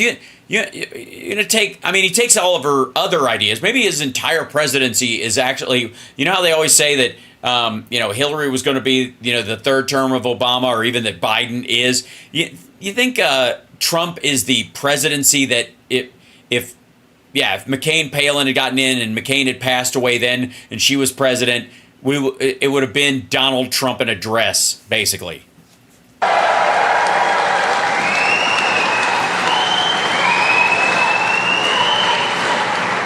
And she's totally a non-fracker, you know that, until... She is. I've heard that about her. Yeah, it's not... I mean, that rumor started out in college, and I think it's rude to bring it up. She is definitely a non-fracker. A few months ago... That's a word. She said, it's just like on tips. We're not going to tax tips. All of a sudden, she comes out... and she says the same thing, exactly the same words that I used months later. No, actually, she was much more specific. She said, no tax on tips for hospitality workers. Which is again, removes the whole Bob Menendez bribes are actually tips angle that could be possible under you. That basically you could just make anything a tip and then not pay tax on it. Like, hey, I'll give you $1 to do, to build my mega mansion. I'll give you $1 for it in real money, but I'll tip you. I'll give you a tip of $500,000. What do you think? And you don't have to pay taxes on it. Fuck yeah. And other things. She's and other things. Like trying to copy my policy, but it takes much more than copying a policy because they're never going to produce it anyway. Our country's going to be in serious trouble. But she was a non-fracker. Well, if she copies your other policies, sure. No fracking under any circumstance. She's 100 times saying, I will not frack. Look at her debates. There will be no fracking, will be no. Then a few months ago, she said, we'd love to frack. With a politician, they go back to their original thought. There will be no fracking if she's elected in Pennsylvania or anywhere else. You'll have energy that will go up 3, 4, 5 times. You'll be paying $10 a gallon for gasoline, and a lot higher than that. Yeah, a lot higher than that. Probably 15, probably 20. I mean, basically at this point, 25. It's probably going to be about $100 a gallon. Unleashing American energy will reduce prices. But then you won't even be able to afford tires because they're made out of petroleum products, anyways, and that'll be expensive. You'll get one tire given to you by the government. And then as you go down the road, somebody will have to manually move it from different wheel to wheel just in a cycle. Somebody just roll a little bit this way, and then you take it off, and you run around to the back corner of the car, and you put it on there, and then you roll a little bit that way, and then you do it, and basically you make your way down the road. It's fine. I mean, it'll work. Launch record-setting economic growth, create millions and millions of jobs, and produce higher wages for the American worker. Boring. You can't be a manufacturing powerhouse unless you have low-cost energy. We will have low-cost energy. Okay, so this is his economic policy because he believes that really you fuckers don't care about economic policy. You just want cheap gas. You lazy, low-rent assholes who go to amusement parks and your job and one restaurant a month. That's your life, and you need gas to get there. And if I can keep the gas price down, then fuck you. You guys will be busy playing with balloons. That's what he thinks. Electricity rates for a Chinese factory are more than 50% lower than the price of electricity for an American factory. And we were working 4 years ago. Yeah, but they also have toxic water and their farmland has died because they don't have any of the regulations. Anyways, you were saying something about getting rid of regulations. But really getting it along, and then we were hit with the COVID came in. We focused on that. We did a great job. If we didn't do a great job on that, we would have been in a depression like in 1929, which is where you're heading if she gets in. You're heading for Why? the depression of 1929. That. Yeah, what was the cause? What was the cause of that in 1929? I mean, I'm sure you know. Just go on. You know what you should? You should talk about it. You should go. You know what triggered the Great Depression? Clearly, I mean, which side do you fall on? Do you fall on the monetary side, or the stock market, or that it was a cascading effect, or it was just sort of basically the American economy getting out over its skis for a little while, and it was based on large projects coming to an end, and there was a wash with money, and then it drove the price up and then down again. Or what's your take on it? Well, there's so many. I'd love to hear why you think we had a Great Depression, because if you know, then I suppose if it came, those same factors came up again, we could avoid it. Type that's called the Big League Depression. Since Kamala is that called the Big League? The Big Leg? Sorry, what was that again? Office Hold on. That's called the Big. You're heading for the depression of 1929. That type that's called the Big League Depression. Yeah, that's what it was called. I always forget what the Great Depression was called. Yeah. Not the Great Depression. I'm sorry. I must be thinking of something else. The Big League Depression. It's a type. There's a type of it was. Well, I don't know if it was called that, but it was that's the type of depression. It was a among many big league depression. Okay. Since Kamala took office, electricity prices in America up much more than 30% nationwide. You mean are up? Are up? Have gone up? Are up? You're missing a word. Office electricity prices in America up much more than 30% nationwide. Are they editing words out at the cranial level now? And here in Pennsylvania, they're expected to increase by another 30%. They think Are they? Over what, the next 1,000 years? It's going to be actually unsustainable for your state if she gets in. It's not. Yeah. Pennsylvania, if she becomes president, I know you got through me and Donald Trump, or George Bush Jr. and fucking Taft and Hoover, but if she gets in, because she's a lady, you're done. Not sustainable. It's not sustainable for the country. No, but I mean, the good thing is, though, if she gets in, it's all over because you can't sustain it. So luckily, you don't have to.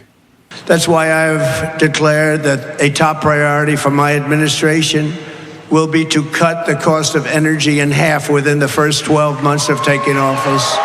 So we'll cut it in half. I think we'll be able to do better than that. We're going to be. Really? You're going to cut it down to a quarter? And how would you manage that? Cutting it in half, guys. That'll help you a little. Look at it. He's looking at this guy, and he looks right at Bob Lighthizer when he says that, and Bob Lighthizer looks down. Just totally avoids his gaze. Watch that again. Watch this. He starts looking around the room because everybody's just clapping what he says. But Lighthizer actually would be a part of that discussion on the possibility. I think we'll be able to do better than Look at that. him. Watch him. We're going Watch to be cutting it in half, guys. That'll help you a little bit, won't it? And I think we'll do that very quickly. That includes... How would you do that very quickly? How do you cut the cost of producing energy of all sorts in half very quickly? How do you do it? Subsidies? Forced production? Are you going to nationalize the oil and gas industry? Includes heating, air conditioning, electricity, and gasoline. Your bills will be less than half. When you look at the New England area, they pay some of the highest energy anywhere in the world. Because it's regulated by states. Because they can't put a pipeline in. They've been restricted from putting a pipeline in through a certain section of New York that is desperately wanting it. They need the job so badly. What, the jobs of what? Watching the pipe for it to burst in the winter? And if they did that in New England, the prices would come down half just with the pipeline alone. You know what would also come down? All of the real estate. Because nobody would want to drink the water ever again. They were getting their gasoline and their energy from a place called Russia. Ships would pull up on the East Coast, Russian ships, and that's where New England got it from, and they were paying a big price, and to this day they're paying the highest prices. First of all, why would they just get it from trucked up as a ship from Texas? Why don't they just... Oh, because it's cheaper. But we'll take care of that. We think energy costs, all of it. Also, Lighthizer's not even looking up during any of this shit. He looked down when he turned around to this, but while he's talking about this, Lighthizer is just trying to be invisible at this point. What the fuck are you talking about? Air conditioning, heating, all of it, including gasoline, will drop by more than 50% within the first 12 months. So remember... If that does, that's a massive collapse in the world energy production market. Remember that. That includes... Oh, and by the way, there very well may be a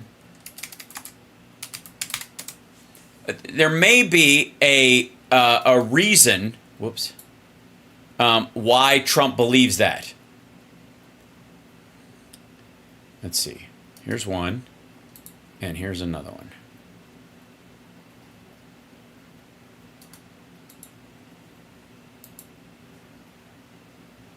Do this. This one's really focusing on the 2030 thing. But get out of here. Here you go. Whoops. Quit doing that. Why does it do that? I don't understand. Okay. The world could see a massive oil glut. Here's why. The world could have a glut of oil by the end of the decade because of rising production combined with declining demand as consumers and businesses switch to electric vehicles. And hold on one second. Where are you guys? There you go. Switch to electric vehicles and renewable energy, according to a new report from the International Energy Agency. The Energy Agency said Wednesday, and by the way, this is why he says this. Get out of here, you silly thing. Go away. Said Wednesday that the world's total oil supply capacity is expected to rise by about 114 million barrels a day by 2030, which the group said would amount to a staggering 8 million barrels a day beyond the projected demand. That type of spare capacity hasn't been seen outside the COVID-19 lockdowns of 2020, when economies across the world shut down as governments sought to stop the spread of the deadly virus. The extra capacity could have significant consequences for oil markets, ranging from the U.S. to OPEC, members of nations such as Saudi Arabia, Kuwait, it added, which is, by the way, why Saudi Arabia is trying to get themselves out of the fucking oil market.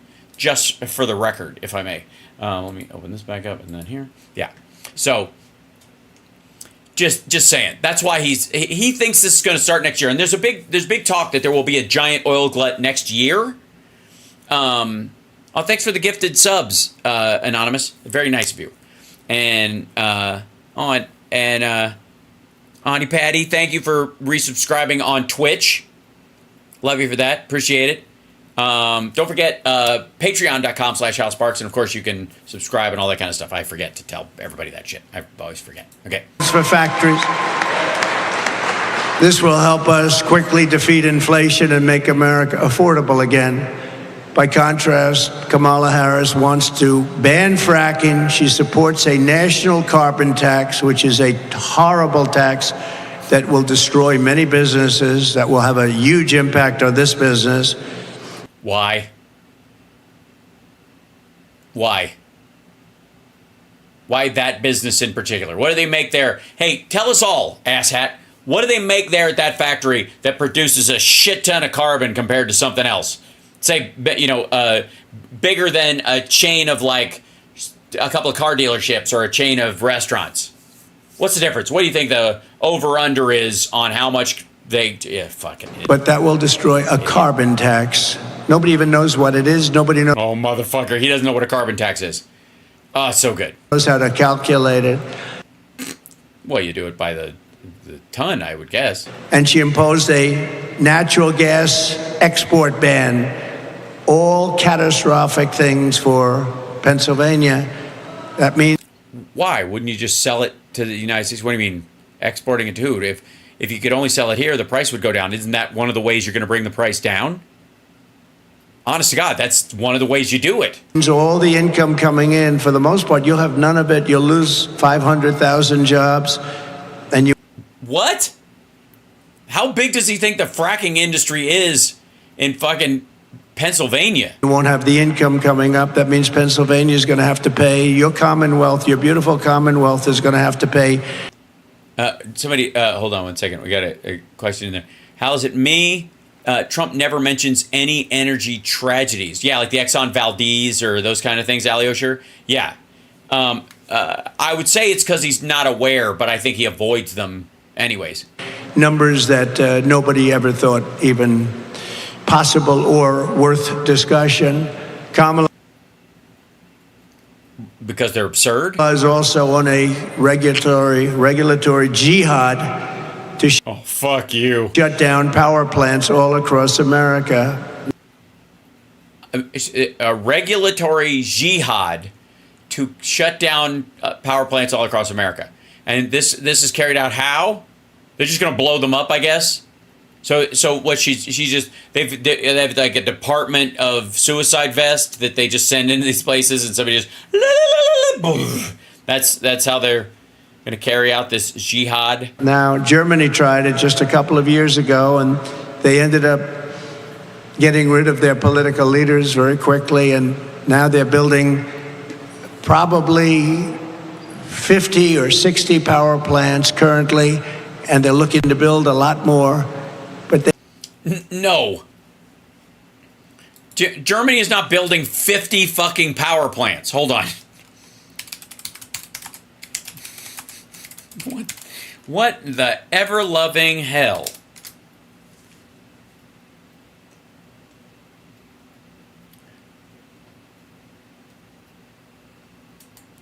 Let's see, this is that one.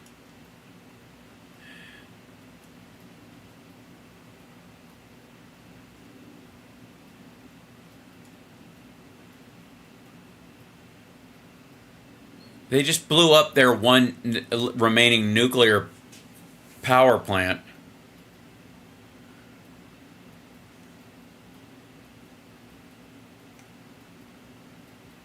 Yeah, literally, this is the only, this is the running story on all these. Germany bids farewell to its last nuclear power plants. Germany quits nuclear power. Why Germany ditched nuclear before coal. Over and out, Germany switches off its last nuclear power plants.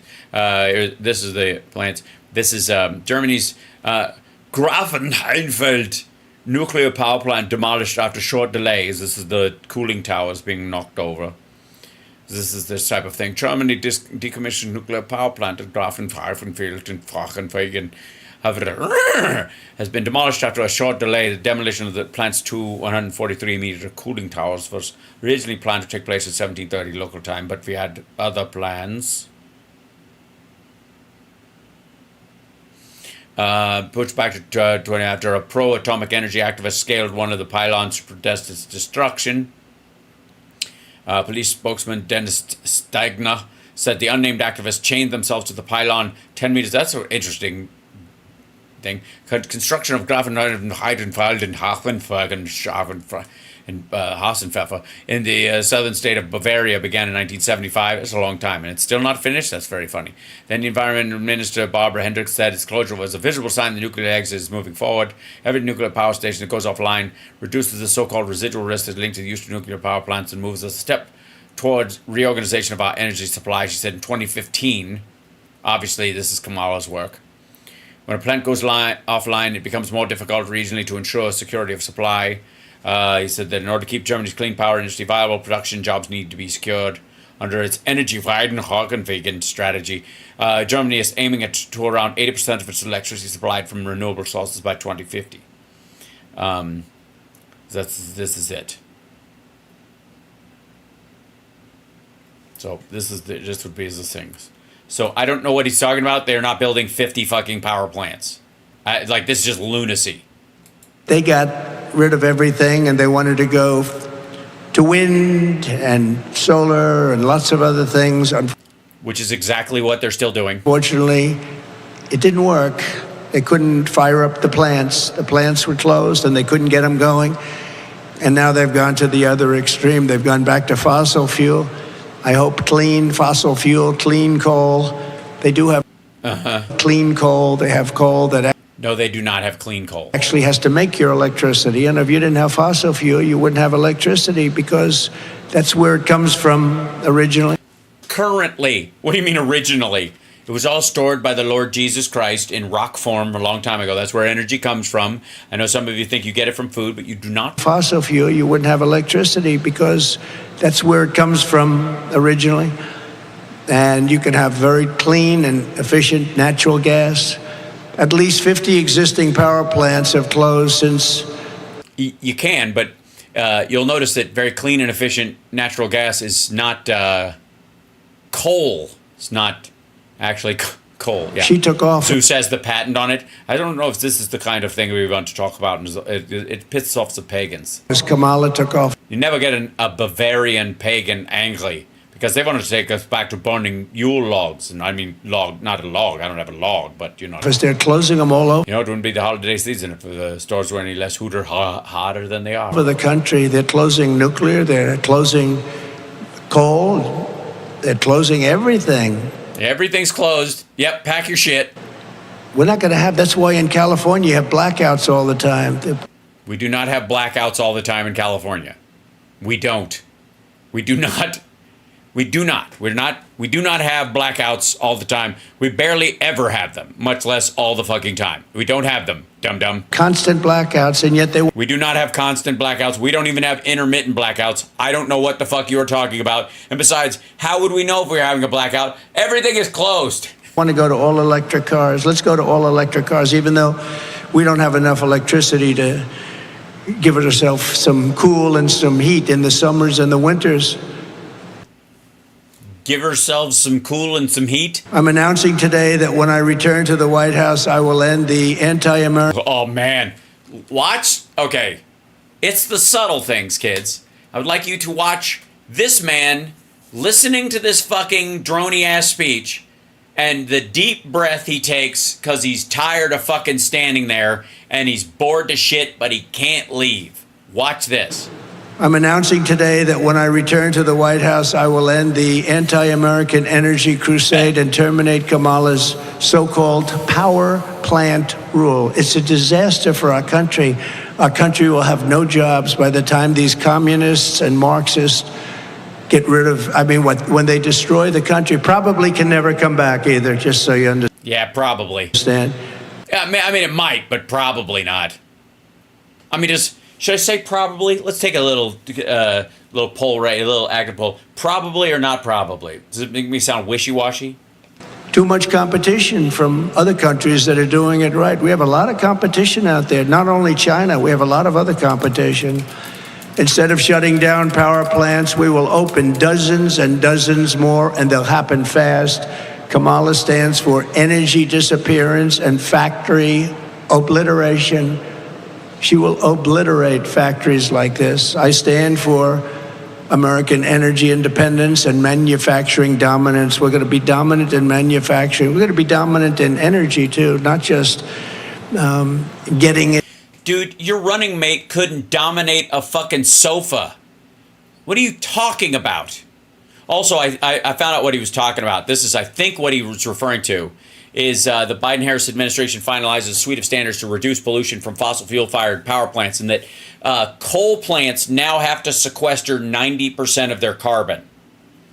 Now, to do that, it's a process, right?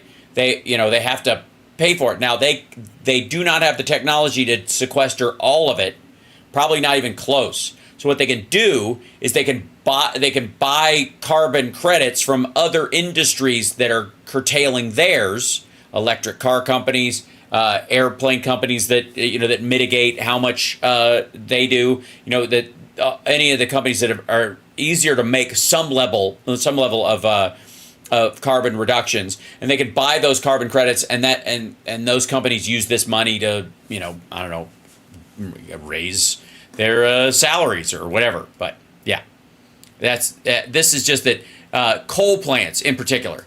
April 25th, U.S. Environmental Protection Agency, which of course the Republicans want to get rid of entirely, announced a suite of final rules to reduce pollution from fossil fuel power plants in order to protect all communities from pollution and improve public health without disrupting the delivery of reliable electricity. Notice that, without disrupting the delivery of reliable electricity. These rules, finalized under separate authorities, including the Clean Air Act, Clean Water Act, and Resource Conservation and Recovery Act, will significantly reduce climate, air, water, and land pollution from the power sector, delivering on the Biden-Harris administration's commitment to protect public health, advance environmental justice, and confront the climate crisis.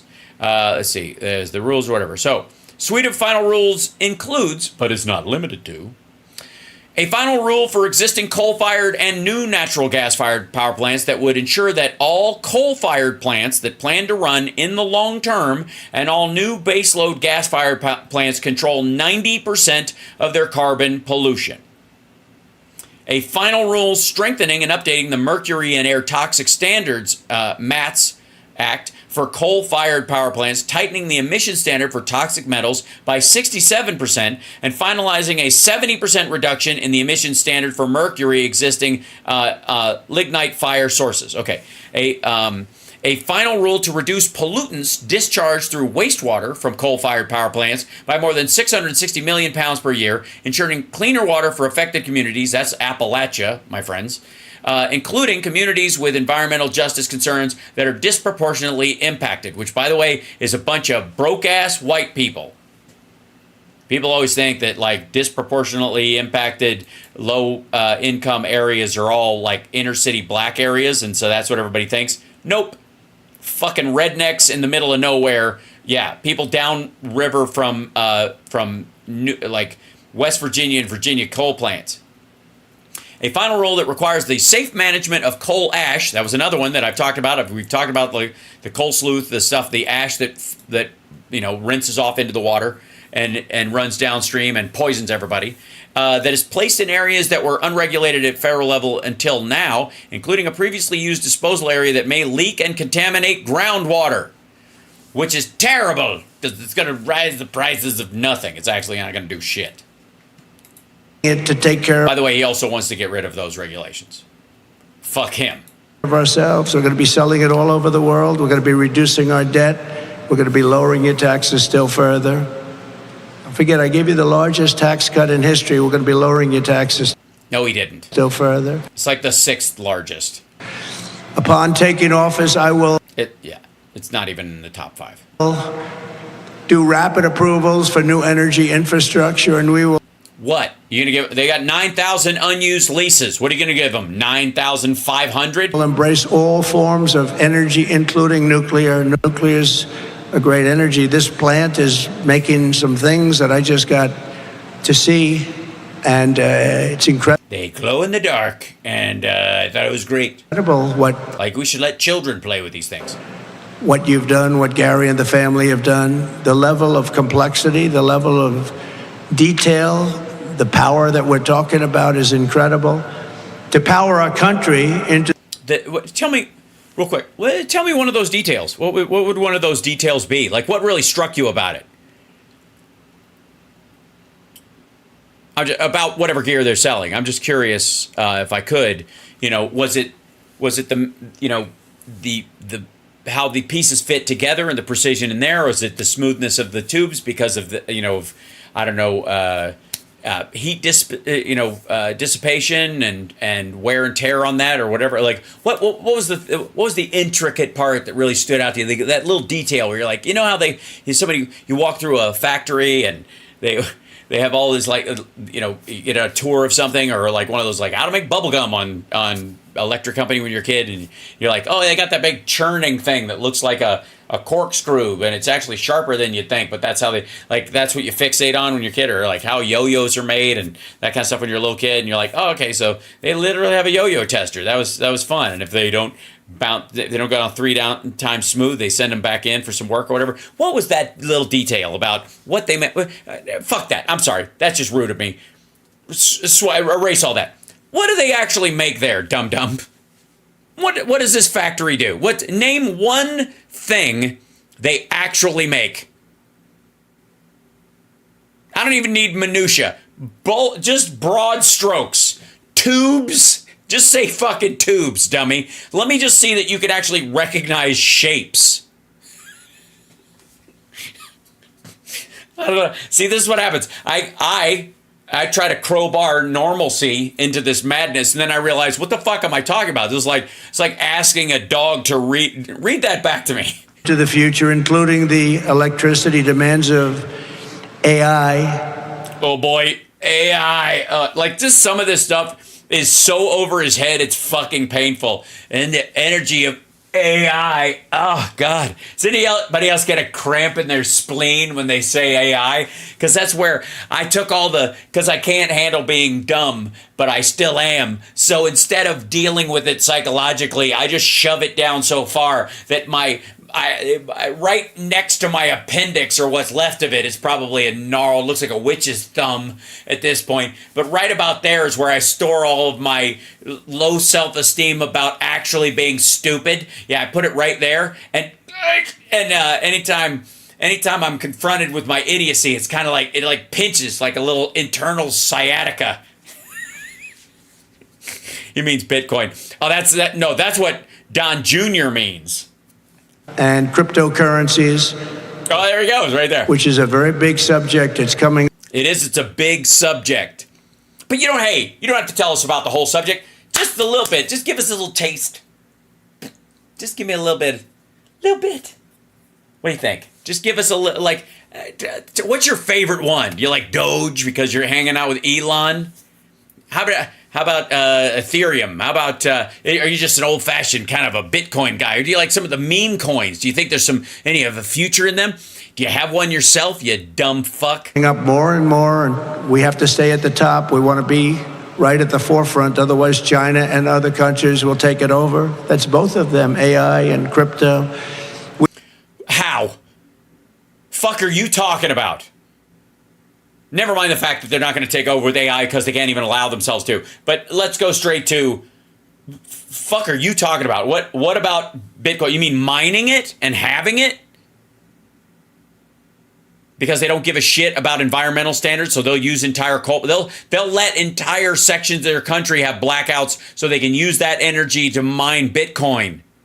Yeah, we know. We will make a historic commitment to bring in advanced, small, modular nuclear reactors online, building these massive plants that cost $20 billion and don't even get built, like we had recently in a couple of other states. I won't mention the states. Because you don't know what you're talking about? But they had 2 plants that got so out of control with cost overruns, massive nuclear plants. Oh yeah, those. What was that state again? Where did that actually happen? Or are you actually thinking about the one in Germany that you're just blitzing past? But go ahead. Going to do small reactors, Are you? Little ones? Little cute ones. Little Hello Kitty ones. Nuclear, we call it. France. Sorry, you call them what? No, we're going to do small reactors, small nuclear, we call it. Oh, is that what you call it? You call it small nuclear? Is that what you call it? Around the kitchen table? France does that. France does very well with that. They do small, and if they need more, they build a second one, a third one, a fourth one. They hook them up together. with the help of companies like yours. What is it? What's it called when you hook up power sources in conjunction with each other? There's a word for that. Starts with an A, ends in a Y. I can't really think of it right now. How do they? All right. Sorry. These can be Now I'm just being a dick. built ultra safe, they're ultra clean, and they're very low cost, but they are absolutely safe under They're ultra low cost. Kamala's Green New Scam. Billions and billions of taxpayer dollars are being sent to subsidize solar panel factories, windmill factories, battery production, and car production, all based in China. We're not subsidizing factories in China, stupid.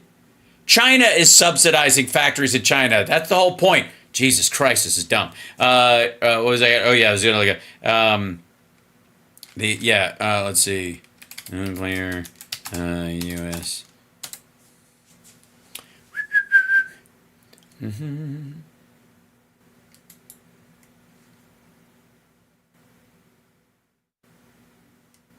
Real quick, just in case you're wondering. U.S. seeks to boost nuclear power after decades of inertia. Measures moving through Congress to encourage new reactors are receiving broad bipartisan support as lawmakers embrace a once contentious technology. That's the one in Georgia. The House this week overwhelmingly passed legislation meant to speed up the development of new generation of nuclear power plants, the latest sign that a once contentious source of energy is now attracting broad political support in Washington. The 365 to 36 vote on Wednesday reflected the bipartisan nature of the bill, known as the Atomic Energy Advancement Act. It received backing from Democrats who support nuclear power because it does not emit greenhouse gases and can generate electricity 24 hours a day to supplement solar and wind power. It also received support from Republicans who have downplayed the risk of climate change, but who say that nuclear power could bolster the nation's economy and energy security. It's been fascinating to see how bipartisan advanced nuclear power has become from a center-left think tank. This is not an issue where there's some big partisan or ideological divide. We are subsidizing massive amounts of product for solar, for wind. It's all made in China. No, we're not. Under the Trump administration, we will build American, buy I'm bored shitless by this asshole. American, and hire American. That's what we're going to be doing. We're already doing it, motherfucker. Biden tightened the rules that you loosened. Kamala's economic agenda rewards outsourcers and punishes American workers by making it economically impossible to manufacture in America.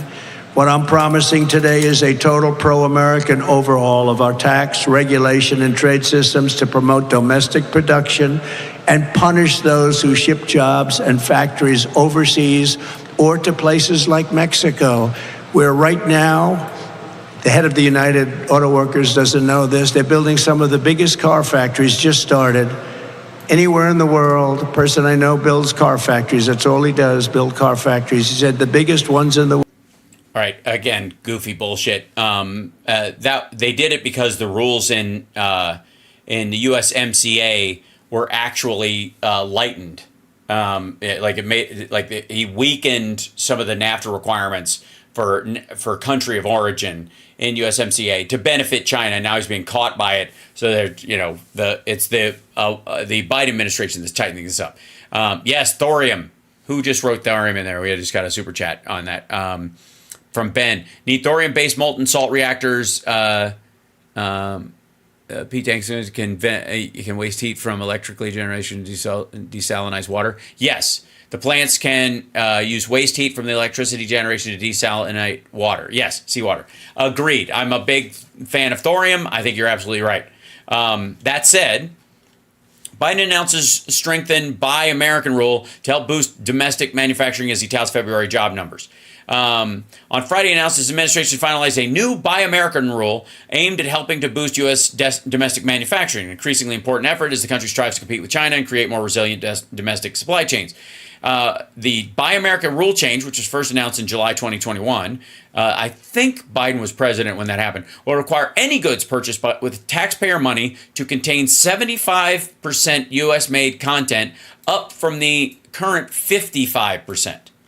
That was what it was under at its highest level under Trump, which it did not raise at all from the Obama number.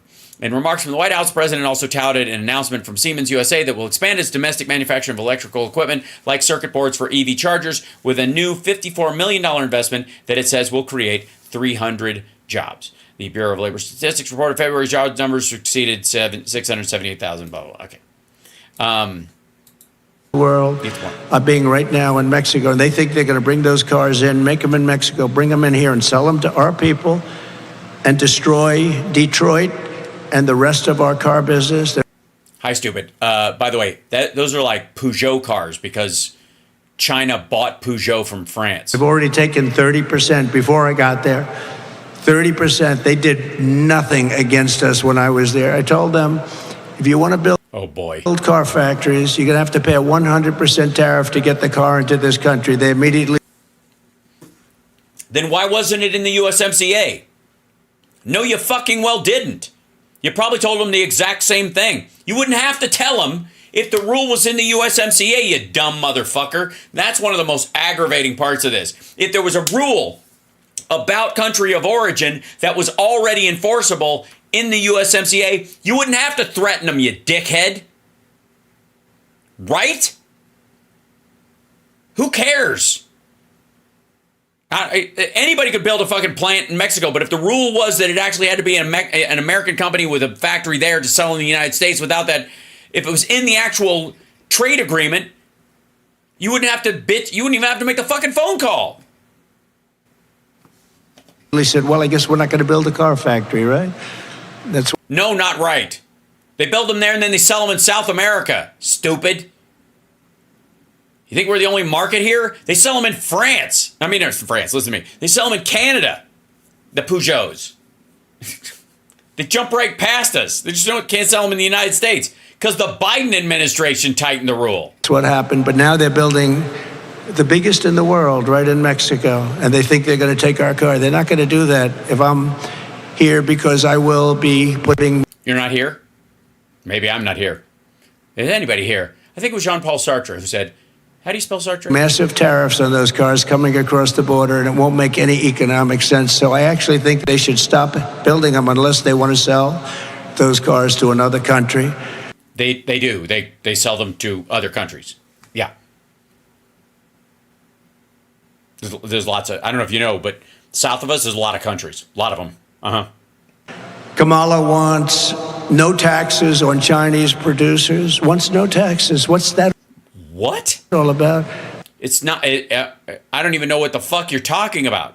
It's bananas. While imposing the largest tax hike in the history of our country on Oh, yeah. I don't think she plans on trying to do an income tax on Chinese companies in China, since income tax is only based on American companies in America. We don't get to tax companies that aren't in the country, right? That aren't our countries at all. Factories in the United States. Okay, so she wants a no tax policy on China, but she wants to tax factories like this and other factories at levels that they've never seen before. Under gibberish. Her plan, manufacturers will pay even higher taxes in America than in communist China. By contrast, I will pass gigantic... No. Asshole, in China, all of those companies are half owned by the government. They get half the profits. It's not even a tax, motherfucker. And the other half still gets taxed, just at a lower rate than ours does, so it looks good. So let me show you this. You got a company. It's 100% of this company. The government owns 50% of it, and then they tax 15% of the other half. And they don't pay any taxes. There's no secondary tax on the money that's taken in by the government itself. That's free and clear. I mean, they're getting like 75% of the profits from every fucking company, dummy. Jesus Christ. How can you be that dumb? I mean, I almost understand it before you've been president, right? I don't think there is an excuse, because it's fucking read a little bit and you'll know this. Good Lord. Tax cuts for workers and keep their jobs here in the United States. They're going to stay here. We're going to beat everybody We're going to beat them like a drum. And how do you beat a drum? What does that look like? You could see it like a dog because it tests very poorly with Kristi Noem's voting bloc. And we were doing that against China. You know, there was a We were long time expression that China will take over the world's largest economy. It'll take it over in 2019. No, that they would overtake the U.S. economy as the world's largest economy by then. And that, by the way, that they kept moving that even when he was president. Well, in 2019, we were doing so well, 2018, 2017, that China never even came close. We were lapping them. They never came close. And What are you talking about? First of all, we weren't lapping them. We're on the margins, $6 trillion ahead of them, at the highest watermark they had. But they didn't start falling backwards until the Biden administration and the CHIPS Act and their tariffs on top of your tariffs. even President Xi said, congratulations. They thought they would be long time. This is 15, 20 years ago. They said 2018, 2019, China will dominate. Nope. Yeah, it turned out to be bullshit. They also said that Russia was the second biggest military in the world. Wrong. We were doing... Wrong. It would never happen. In fact, I said after we started really doing it, as long... I said, no way. And I have to say, I think that means something in Chinese. As long as we have smart presidents, they'll never catch us because they Okay, so Biden's been smart is what you're saying, because they've fallen back even further. Right. can't beat our system. We will have big tax cuts for families and small businesses, and we will have no tax on Social Security and no tax on tips. All tips, including, let's say I'm president and some billionaire just likes me and he's like, hey, good job, here's $1 billion. No tax at all. Notice he doesn't say, and by the way, I think he just fell asleep, but I notice he doesn't say on hospitality workers. So they haven't copied Social Security yet, but they will. Don't forget, he's the one that destroyed our seniors with inflation. Inflation has destroyed our seniors. So Yeah, there aren't any seniors. I don't even see any. There's no seniors even in this video. Like, I don't, like, yeah. Like everybody there. What is everybody in that picture, like 20? worst thing that could happen, the people that behaved the best, that did it the American way, that saved their money, they got decimated because their money went down. Oh, you mean during COVID when you just said, fuck it, let them die? We should just let them roll through, and you were asking, like, what do we just let it go and see what happens? That old people were the ones that got hit the worst, died the fastest, and the most painfully. You mean that? You mean that's what happened to them? Oh, you're talking about the ones that barely survived it, maybe got long COVID or lost their partner of, 6 decades, whatever, those folks? Because they couldn't live. They were losing money. With me, they were putting money in the bank and making a lot of money. They were saving a lot of money. After I left, they Because the ventilators were free? were losing all of that money they saved. Kamala wants to spend... Wait, when you left, they were losing all the money they saved? Run it? After I left, they were losing all of that money they saved. Kamala wants to spend... Oh, you mean when they were spending it? They saved all the money because they had nowhere to go, and if they went out, they'd probably die. And then they started spending the money doing shit, like cruises and fucking going to football games again. With the family, having Christmas and shit. $1.7 trillion in wasteful spending, causing more inflation.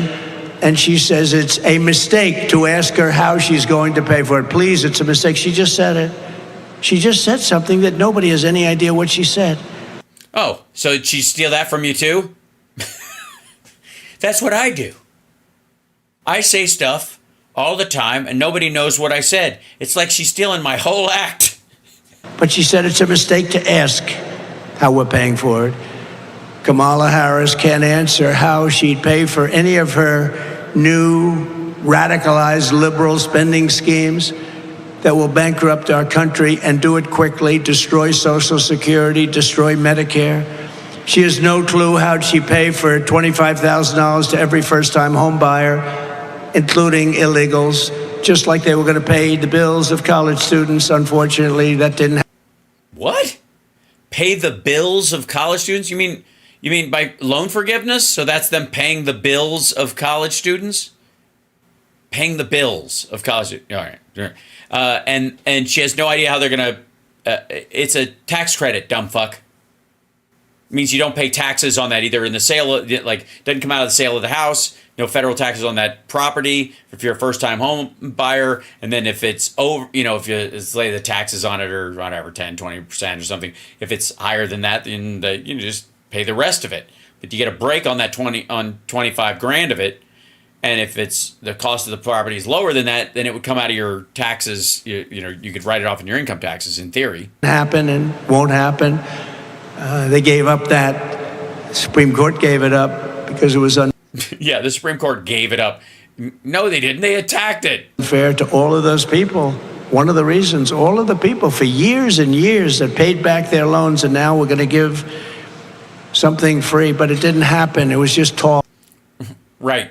We only did it for people who specifically benefit the society. First responders, nurses, teachers, doctors, lawyers that work as, pro bono on stuff. And, yeah. He knew it wouldn't happen. People who do community service so that it has a greater benefit to the taxpayer, that if they paid 1-to-1, it'd be more expensive because you have to hire somebody to do it. And hiring somebody is more expensive than having somebody write off that expense on their loan that way. This is so dumb. Too. Crooked Joe, he knew that was not going to happen. No clue how she'd pay for free health care for illegals. She wants to give free health care for illegal. Look. Yeah, he said the same thing about Biden. Health care to illegals. Now you want to illegal. Look. Yeah, that's how it's pronounced. Okay, get it right. Free health care for illegal. Look. Stop people from coming into our country. The first thing you do, and you would have to do this immediately, no health care. We can't do that. We can't afford it. It's not sustainable. But they're doing it just the opposite. So if they have a contagious disease, your guys don't wear masks. The border patrol that comes in contact with them, anybody who catches them, anybody who works with, they don't wear masks. They don't have, I guess, rubber gloves to deal with them because you don't believe the rule. And so what? Our people just catch that disease, and then just if it's airborne especially, and then it just cascades through the country. Is that your plan? Jesus Christ. To America, live the American dream. We'll give your children free schooling. We'll give you free health care. We'll give you pensions. We'll put you into Social Security. This is why people are pouring into our country. And that's a very dangerous, in the caravans, that's a very dangerous trip. Oh, yeah, the caravans. Yeah, there's been how many caravans have there been this week? Fucking this year. Jeez, I heard it go back to January. There's been none. But there's one on its way. Biggest ever. Biggest caravan ever on its way right now. Sorry. Where's my phone's ringing? Who's the hell? Just try to go. Okay. Here it is. Sorry. I could hear the phone ringing in there. I just didn't really. Hi. Yeah, what was it? They what? They turned around. The whole caravan? What do you mean? What do you mean both of them? It was just two families? You can't call that a caravan legally. You know what I mean? Yeah, listen, the caravan sounds like it's like a party. It's like, woo, we're doing a caravan. You know what I mean? You can't just go, oh, here we go, caravanning again, the 8 of us. You understand? Well, I agree, but even if you say it in Spanish, it sounds even better. Caravan. It just sounds like, oh, it's even more exciting. Well, all right. Let me know if they turn back around and start heading for the United States, and if they pick up, I don't know, what's the baseline, guys? What numbers? At least 100 and at least 300 people. Yeah. Otherwise, I don't want to fucking. We're a country of 340 million people. I get like. We can deal with a number that big, but at least it'll look good from like a drone photograph. You understand? Absolutely. Yeah, I'll hold. Sorry, I was trying to work out the caravan. It's coming. It's just it's a little late. Thousands and thousands of people are dying in those caravans coming Oh, is that why they're so small when they get here? up to our country. Wait, I'm confused. Sorry. Are they dying at the border, or are they dying on their way up? I mean, it's hot. I get it. And the other thing is, wait, am I to presume you actually give a fuck? It's a very dangerous, in the caravans, it's a very dangerous trip. Thousands and thousands of people are dying in those caravans coming up to our country. And they're coming up because promises are being made to them that just can't be kept. No clue. Promises by who? The fucking caravan leader? Fuck, is that our problem? What? Wait a minute, what the fuck was that? No, you don't just get to just move on from that gibberish. Motherfucker. She'd pay for the $100 trillion, think of that, 100 trillion with a T. Yeah, $100 trillion worth of what? Green New Scam. It's a scam. Okay, no. Renewable energy is not going to cost us $100 trillion. You absolute moron. Good Lord. 100 trillion. It's going to cost us $100 trillion over 1,000 years.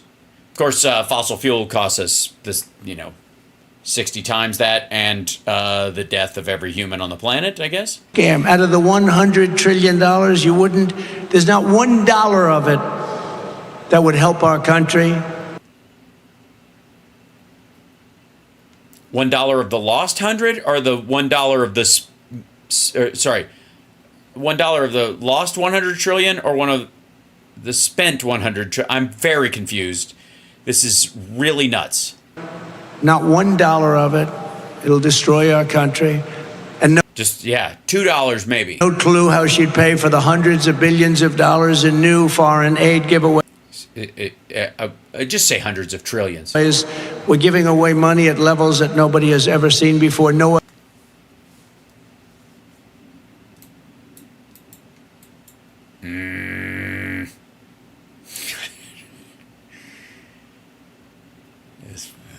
I let a few of them go.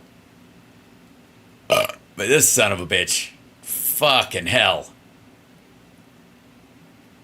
Say it levels like nobody's ever seen before about another subject that visually people don't see. Again. You tit. No other country would do it. No other country would be so stupid to do it. That's why it's so important to vote for Trump to stop the reckless spending and the destruction of our country. We will not have a country left. I will stop the special interest giveaways, cut waste, and restore common sense to our government. The Republican Party is the Republican Party of common sense. That's what it is. Yeah, it is the Republican Party of common sense. So I guess there's a Democratic Party of common sense too. I don't know what happened to the Republican Party of common sense. I think they all quit and pretend to be independents now. Kamala will bury American workers in regulations. I will liberate our workers. Yeah, those stupid ones that give you clean water and clean air. You mean that one? Workers with the largest regulatory cuts ever recorded. Yeah, not since children were losing their fingers in turret lathes on factory floors where they were prostituted by their parents in the motels by the side of the road. You have not seen regulation cuts like this since there was still lead in paint. We've already done some of them, but she put them right back. They put them right back. Like a bunch of assholes. Repealing every single job-killing regulation of the Biden-Harris administration. Name one. Just one. I mean, just go, for example, and then blow us all away with like, oh, shit, that exists? And then we'd all go, maybe he has a point. Or You could just go, I'm going to get rid of these job-killing regulations and then just move on, leaving us to assume they must exist because only an asshole would say that without knowing specifically of at least one. The electric vehicle mandate, which is absolutely so crazy. It's absolutely so crazy. It is. Can you believe it?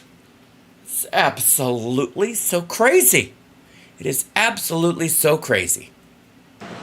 Will be gone, and there will be no costly forced transition to all electric cars and trucks. If you want a gasoline-propelled car or a cars are not propelled by gasoline. The combustion engine runs on gasoline that is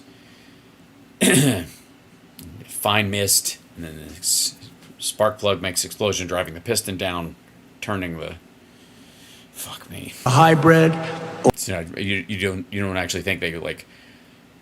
It's not like the Batmobile. or an electric car, they're wonderful too, but not all. They're not all wonderful. People need to go longer distances. They want to pay less money. Yeah, I got to tell you, we had an electric car when we went to Disney World. It had a 242-mile radius. We recharged at one point. Probably we didn't even have to. We did it because there was one there, and we were down to like 160 miles because we drove to Titusville and back. We put it on a charger while we were in one of the parks. It cost us $4 to charge the car.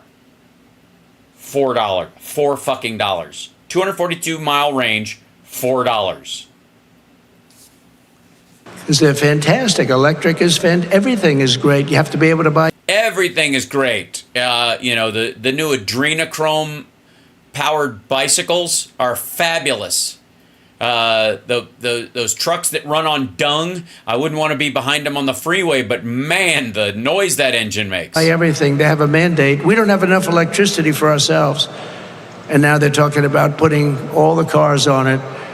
Well, doesn't work because the cars don't go far. If you'd like to go from here to, let's say, Washington to look after we fix the Capitol up and make it safe again, which will take approximately quickly.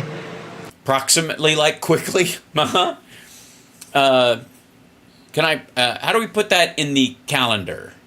Approximately quickly. Should we go by that again? There's somebody at the door. Oh, sorry. Oh, nice. That's funny. Let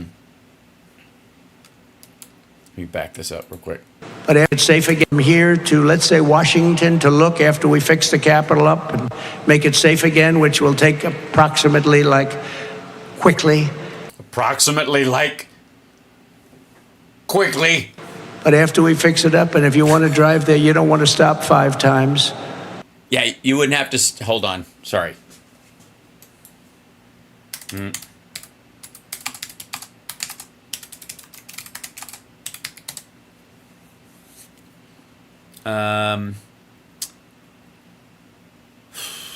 Let's see.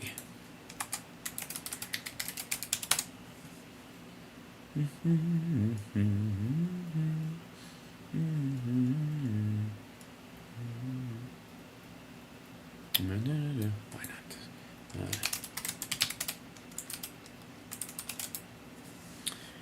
Okay, distance between. Oh, motherfucker. Hey, asshole. If you have an electric car,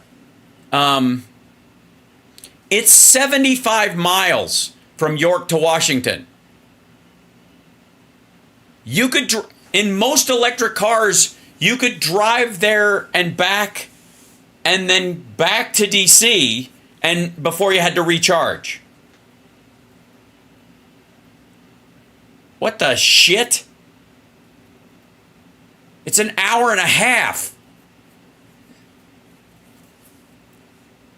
Again, the average electric car has a 200-mile range rate, 240-mile range now. He has no fucking idea. What are you talking about? You want to be able to go there and you want to be able to enjoy it, and you don't want to be mugged or shot or killed. Well, yeah, I mean, but the nice thing is if you're worried about that, when you get there, you can turn right around and drive all the way back to York, Pennsylvania without stopping, because you have an electric car that has a range of more than 150 miles, you weirdo. In our capital, which has become very unsafe, it's horribly run, graffiti stained, and we're going to fix it very quickly and beautifully. Very quickly and beautifully. We're just going to spray paint over everything, just make it look like new. And just like, you know, like when a new rental apartment, like, you remember when they tried to rent out Jeffrey Dahmer's apartment? You know, they just painted over it. The smell was still there, but the walls look clean again. We're going to do that, but with Washington, D.C. And anybody who does vandalism, we're just going to blow their brains out, and that'll end it. They won't do that again. We're going to make it the most beautiful capital anywhere in the world, and we're going to make it. Also, that's a little nuts. I don't know. What are you going to do? Gold plate everything, you nouveau riche prick? Totally safe. Police are going to do a great There's no such thing as totally safe.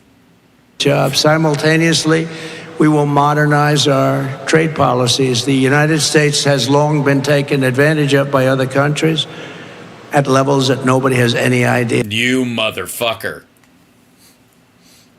Oh. Yeah, I would sit and look at these trade deals, many of which we renegotiated with What was that? Japan, with South Korea, with Canada, Mexico, many. But I'd look at these deals before we did the renegotiation. We did a trade deal with Wyoming. That'll help us a lot. Just letting you know. I'm Harry David, and I approve this message. All right. Sorry, we have to go over here. Should say who would, which we renegotiated with Japan, with South Korea, with Canada, Mexico, many. But I'd look at these deals before we did the renegotiation. Say, It's like, who are these stupid people? And then you signed your one with China that didn't work out, and you're like, oh, I'm one of these stupid people. who would make deals like this? I mean, they were either crooked or really stupid, one or the other. Probably crooked for the most part, because I don't think they're stupid. But we had the worst. No, you said stupid. You ran on stupid. Anybody remember that? We got stupid people. We have such stupid people. I know all the best people, and they look at these things. They're stupid people. These are stupid people. Trade deals. No country's ever had trade deals like we had. We fixed many of them, made some of them extraordinary. We lose jobs and revenue. They gain everything. We lose jobs. We lose revenue. They destroy our country. They gain everything.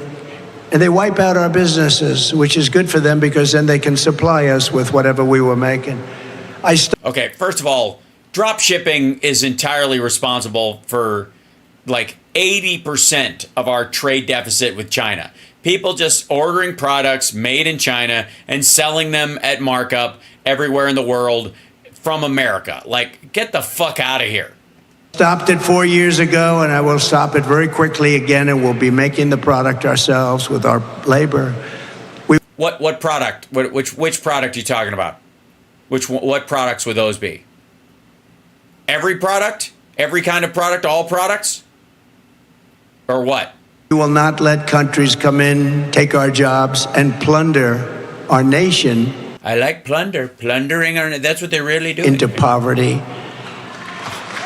Plunder our nation into poverty, you dumb motherfucker. Since we outsourced that, our fucking GDP has doubled. And it isn't because stuff that was made here is now being made over there even. It's that just so much shit was made over there. People were coming up and like, I don't know, they'll make anything. Fuck, make this and I'll sell it over here. The way they will sell their product in America without having to pay any substantial tariff or tax is to build their factory in America and build their product in America using... You mean like Hyundai and Toyota and Honda and TSMC or... Only American help. And we have the help. Kamala Harris said... We have the help? Oh, right. That's sorry. That's how he refers to all workers, as the help. Is that a tariff is a tax on American consumers. She's wrong. It's a tax on a foreign producer. It's a tax on a foreign country, and I proved that better than anybody. No, you didn't. Or you wouldn't have had to bail out the fucking farmers, dipshit. Because I took in hundreds of billions of dollars worth of tariffs on different states, on different countries. And out of all of that money, we had no inflation. We had no inflation and that's bad. Because our currency was crashing like everybody else's. We had no inflation. It also gives you power over that country. If they want to have wars with somebody, we can say, no, if you do have wars, we're going to raise your tariffs. Oh, sir, we won't have a war. We're okay with it. When we've decided not to go after somebody. Is that how it worked out? We've decided not to go after somebody. Motherfucker. All right, now he's just spiraling. You know, what I just said might sound like crazy, like, it's like the verbal equivalent of someone taking a bag of dog shit, putting it on the porch, lighting it on fire, and ringing your doorbell. That's basically what this speech is, if I gotta be honest. But the fact that you've made it this far shows just how resilient you can be. One thing a little off this, everybody said, oh, we might have wars with Trump. We had no wars with Trump. First time. Yeah, I mean, because you gave our Syrian territory and the Kurdish territories to Russia, and you abandoned allies. The Kurds got slaughtered. I'm in 78 years. We had no wars other than. By the way, we don't have any right now. We have no new wars. Biden has not started any new wars. We have helped allies throughout all of our presidencies, including his. And I finished some, like ISIS, 100% defeated 100% of the ISIS caliphate. Yeah, except the ones that actually killed our soldiers in Afghanistan. That was an ISIS-K bomber, and they controlled the area around Bagram. But other than that, we destroyed all of ISIS in one particular area, 100%, along with a bunch of civilians, because fuck those people. They shouldn't have been neighbors. They did is Afghanistan. The most embarrassing day in the history of our country. Why? You mean getting out? Again, in a feudal situation, no matter how embarrassing or weak or whatever you think the last day is, every day before it, after the point where you knew it was feudal and we shouldn't be there, that's far more embarrassing than the day you get out. Every day you linger, which meant in the entirety of this asshole's presidency. And none of the generals got fired for the incompetence that they showed. We took out the generals first, and I was like, the plan is you release the Taliban fighters first. That's what you do first. Then you take out our soldiers last, after everybody else is left, like weeks later, so that the new Taliban fighters could kill a bunch of them. Embarrassing moment. We would have left with dignity and strength. Yeah. What does that look like? We would have taken our $85 billion worth of equipment. We would have taken our hostages. We lost We don't have any hostages. 13 great people. We had 47 people obliterated, the arms, the legs, the face, obliterated. What would be their names? Corey? Just call him Corey, I guess. What a horrible day it was. What an embarrassment. What a horrible day to have death, to have such injuries. Nobody talks about the 47 people that lost their limbs. Yeah, like, what was the one you talked to? What was the name of that person? Just, you don't have to name all of them, obviously. You've got them all memorized. But just one of those people, one of the injured. Just, what was your cute little nickname for him? That will suffer for the rest of their lives. As I've said many, many times before, as tariffs on foreign countries go up, taxes on American workers and families come down. Which is gibberish, nonsense. According to one no, it doesn't. Recent study, a small 10% tariff on foreign-made products will allow massive tax cuts for working families, create more than 3 million American jobs, raise household incomes by 6%. Think of that. On what? What are you? I'm thinking of it, but it makes no fucking sense. And the 6% equates to $4,200 a year for a household and generate almost a Yeah, but you're not going to just. Nobody in America is getting a fucking tariff check. What are you talking about? $1 trillion in economic growth, and it will go very quickly. It will go. It will go. If I do say so myself, it will go. Generate almost $1 trillion in economic growth, and it will go very quickly. It will go very quickly. All right. It will also get rid of a large It'll go. portion of our deficit, because we don't want countries coming in here, stealing our jobs, hurting our country, killing our workers, leaving with everything, and we, as usual, end up with empty factory buildings that are falling down. We end up with nothing. We want tariffs. If somebody wants to come in and take our jobs, if somebody wants to come in sell us their product that's made in their country, that's okay, but they've got to pay tariffs. They've got to pay a price for that. They do. We're going to bring down your taxes at levels never seen before.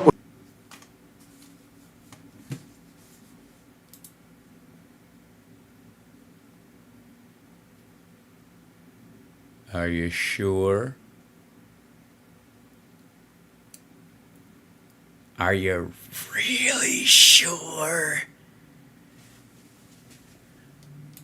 We're going to pay off debt of our. We're going to bring down your taxes at levels never seen before. We've got to pay a price for that. We're going to bring down your taxes at levels never seen before. They've got to pay a price for that. We're going to bring down your taxes at levels never seen before. We're going to. Shut the fuck up! Find another turn of phrase, you dumb motherfucker. God darn. Phew. Never seen before. I'll show you some sprinkles you've never seen before, you dumbass. Pay off debt of our country, because this country owes $35 trillion. Yeah, it used to owe about 22 until you came along, you dummy. But that rapidly can come down. And remember this. No, it can't. We're sitting on the largest amount of oil and I call it liquid gold. gas. I call it liquid gold. We have more liquid gold than Saudi We call it Texas tea. Arabia. We have more liquid gold than Russia. But we don't use it. We go out and we buy from other countries at ridiculous prices. We buy now from Venezuela. No, we don't. We buy tar. It's not really, it's tar. And you know. No, we don't buy it, dummy. We don't buy Venezuelan oil.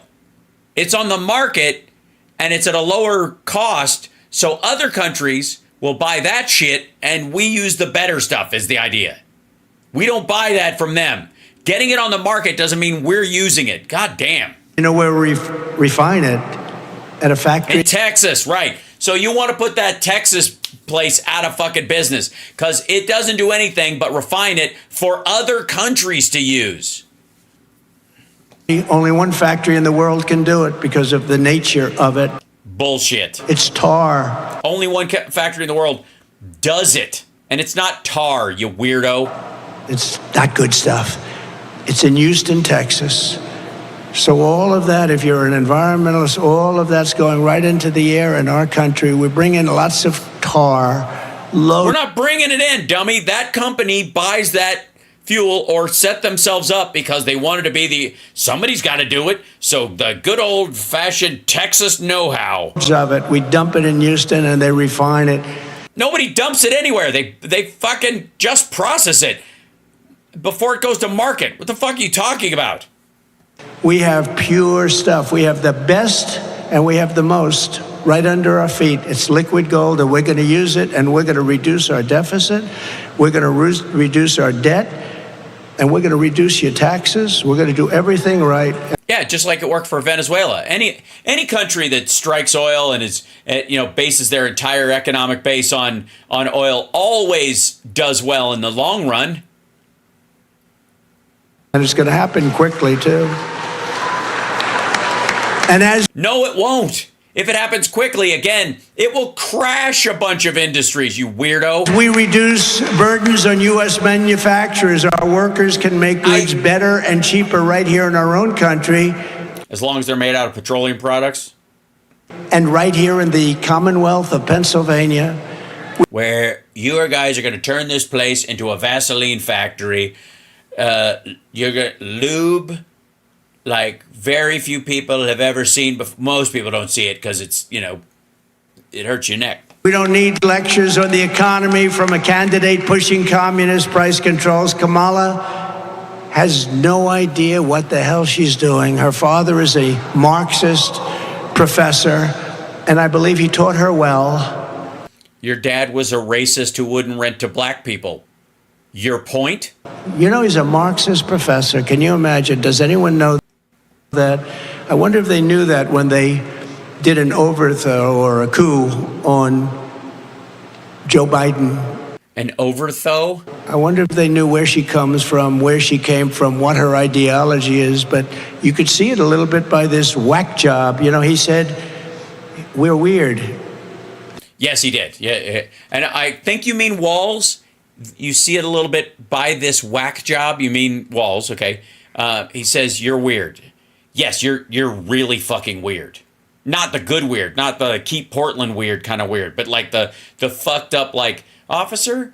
Yeah, that guy's been walking around with his hands in his pockets the whole time. He doesn't have a shirt on, but he's like, he keeps fidgeting around his, the front of his pants a lot outside the school. It's weird. He's just giving off a weird vibe. That kind of weird.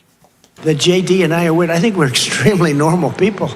Well, weird people would. I mean, if you're a weirdo, if you're that weird, you think you're normal. Otherwise. Like you, exactly like. He's No, you're not exactly like them. Weird. Did you? He's weird. We're not weird. I'm not weird. No, it's not weird to say when somebody calls you weird that they're weird when you're an adult. It's not weird. I mean, it's a little kindergartnery, but still. You ever see him go on the stage and go like crazy? It's like. Oh, you mean his energy and having fun and his speaking loudly and kind of being given a real show or whatever, that part of it, the shit you used to do before you ran out of steam. Between his movement and her laugh, there's a lot of craziness. I'd say a step further than weird. Weird is a nice word by comparison. Is it? Yeah, it's called happiness, and I can understand why you don't understand it. I get it. President, we're going to do things right. And when I was president... Oh, really? Unlike the last time? We imposed historic tariffs and prices, and we did it all. We did it all. Prices didn't go up. Everybody said, if you do that, prices... No, the country made less money. That's what happened. Gave us... America? Tremendous political leverage over those countries, too, for things having nothing to do with economics. What?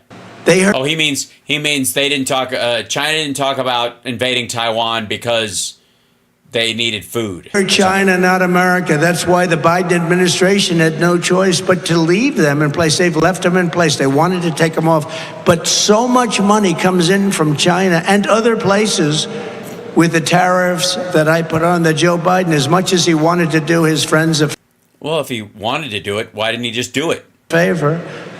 Couldn't do it. Too much money. You couldn't justify it. There was no way to justify it. In my next term, I will revoke China's most favorite nation. Biden went further, by the way. The weird part is that Trump didn't go as far as Biden did, and he could have. Great status. It's very unfair. And by the way, I have great respect for President Xi. Of course you do. Who? Oh, by the way, you mean the guy who hasn't been seen since he allegedly had a stroke? Hold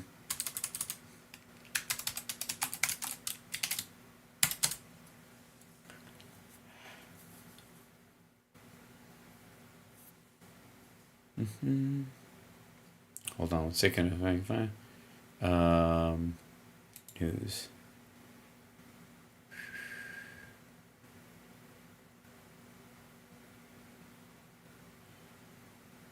See if I can find.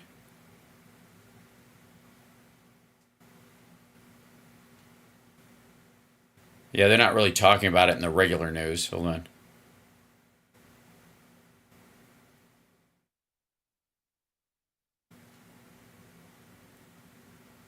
Yeah, he hasn't been seen in a few days, and the question is that he's, like, let's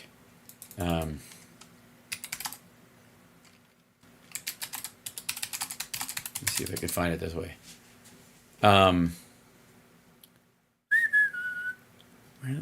Why would I ask for a news and have it not be in? Let's see, past 7 days.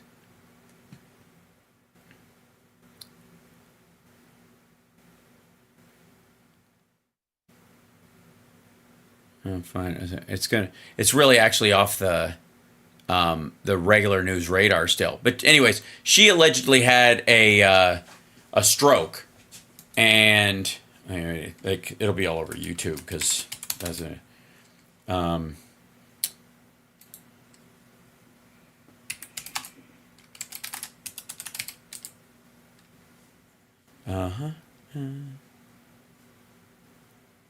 filter this month. Yeah, there you go. This is like the absence of Xi Jinping. Xi Jinping's absence. There's a bunch of like, let's see. So China just this is like Laowai 86 has this video called "So China Just Had a Secret Coup." A lot of this is about there you go. Xi Jinping, what really happened? Is he dead or alive? This is you won't believe it happening in China. Blah blah. Okay. Yeah, fearful. Bangladesh coup scares Xi. Fearful, unseen for weeks. Yeah, it's and this is the China show, guys. Xi Jinping is screwed. Civil unrest in China is blowing up, but he's literally just kind of off the radar. Rumors topple. I think Lay's Real Talk on her channel. She has I think she just had a video about like where he is, because he's just he's just been. The rumor is that he's basically been sidelined in secret.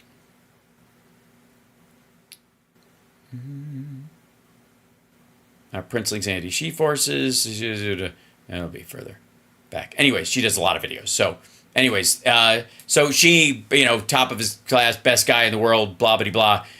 Lay is very good. We should have her on the show, Andrea. We should have Lay from Lay's Real Talk on the show, Talk China. That'd be good. I think China and the United States will get along well together. No. Nope, sorry. Until COVID came in, that was a step too far. What do you mean a step too far? Did they attack us, or it was a fuck up? It was just one fuck up too many? But I had a great relationship with President Xi. Had a great relationship. No, you didn't, because you thought he was taking care of things. He was telling you it's no big deal. It'll be over very soon, and you believed him. That's not a good relationship, dipshit. Relationship with most of the leaders. No, just the ones that want the destruction of the United States, I've noticed. The only ones he had really good relationships with are the ones that want America to cease to exist. If Trump had a relationship with a world leader that he liked, it was because they literally at some point before, during, and since have said they want the United States gone. If he hated somebody, it was one of our allies. I'll pass the Trump Reciprocal Trade Act so that if China or any other country, it's not just China. No, they're really innocent victims in all this. The European Union treats us very badly. Nobody knows that. Very bad. Because they don't. They have smaller markets than us. We have a $250 billion deficit now with the European Union. But if China or the European Union... Now we're having to get into this. Okay.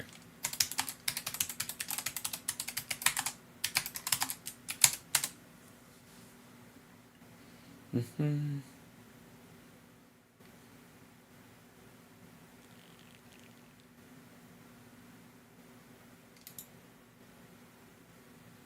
Okay, what did he say? And if any other knows that very badly, we have a $250 billion deficit now. We have a $250 billion deficit now with the European Union. A Office of the United States Trade Representative.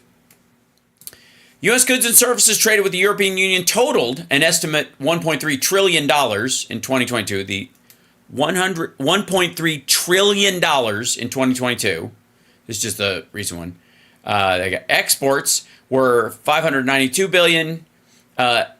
Imports were 723 billion. U.S. goods and services trade deficit with the European Union was 131 billion in 2022. U.S. goods exported to the European Union in 2022 were 350 billion, up 28% from 2021 and up 66% from 2012. U.S. goods imports from the European Union total 553 in 2022, up 12% from 2021 and up 69% from 2012. So almost identical. U.S. exports just direct money. And again, a lot of the imports are stuff that we import from Europe, but we sell over here, and our companies make a premium on top of it.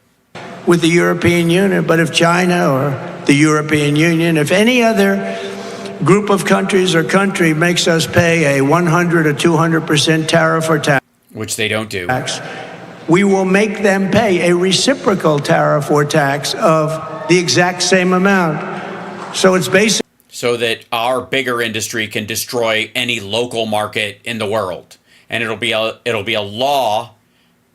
So we won't even be able to make concessions for smaller economies. So if our dairy industry wants to destroy the dairy industry in a country to a point where it never comes back, and they aren't able to produce enough dairy in their country to the point if we had to withhold stuff, they would just kind of starve.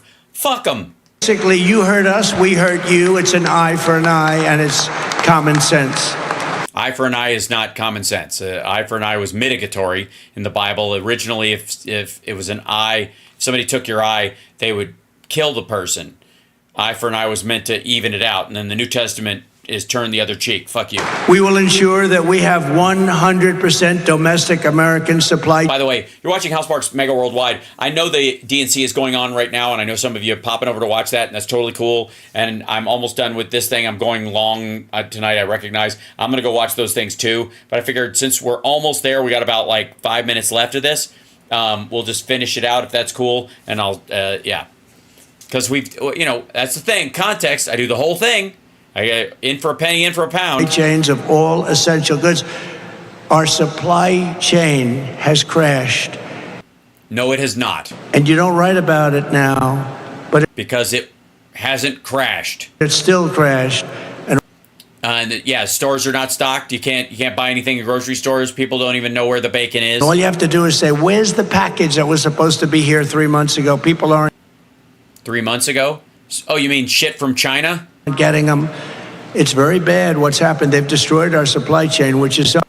I see. So we should still be getting packages that take So what package takes 3 months to fucking get here from within the United States? Something I didn't think could be done. COVID proved that if we need it... By the way, why is he talking like this? Why is he saying, where's the package that it's been 3 months? I'll tell you why. Because all of his fucking merch at all of his golf clubs and stuff is made in China. That's why. That's what he's talking about. His shit doesn't arrive in a package that he's talking about. He means stuff he orders from China. Shit tons of stuff. All the silverware at Mar-a-Lago. All the plates, cutlery, the fucking tablecloths, the fucking curtains, the fucking toilet plungers, whatever it is, every fucking thing in every one of his properties, including his own apartment and at Mar-a-Lago and all those places, all that shit made in China. All of it. Yeah, all of his merch, that's what he's talking about. And they bring it over, and all of his merch, they bring it over, they have it shipped to fucking Mar-a-Lago, and he pays campaign people who have signed NDAs to cut the fucking tags out and sew in Made in America tags into it. For sure. In a crisis, then we must be able to make it in America. We want to rely on ourselves. We have no choice.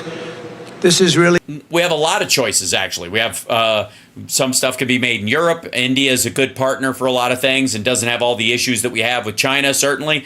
We don't need any of the oil from Russia. We don't need any oil from Venezuela. We certainly don't need Saudi Arabian oil, especially if we convert to electricity. And we can make batteries here, especially solid state ones. We have the biggest lithium deposit on the planet, the Salton Sea. a matter of national security. We will bring back electronic production. Oh, electronic production. So like 80s style techno pop.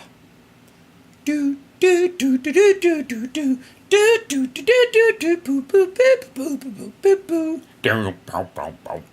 We're going to bring up electronics too. Yeah, just bring it up at random. Like, you ever be at a bus stop and you just go, "What is the deal with wires? Why has everything got a wire? Why does my toothbrush have to plug into the wall? It's a toothbrush. What are you doing?"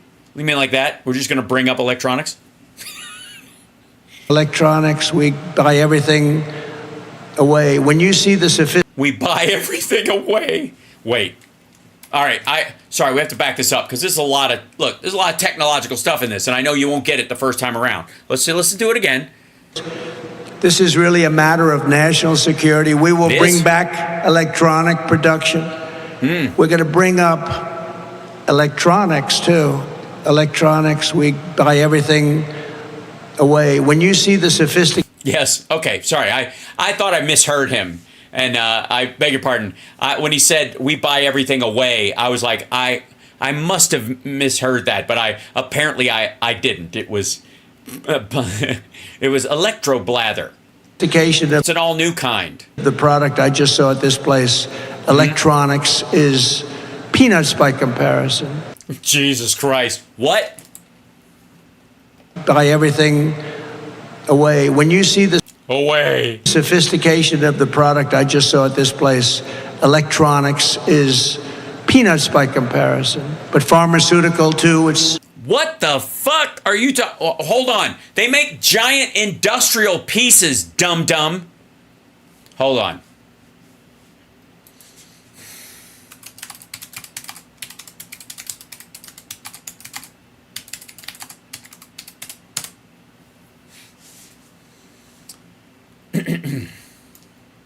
Real quick, just so we know what we're talking about. Peanuts. Okay.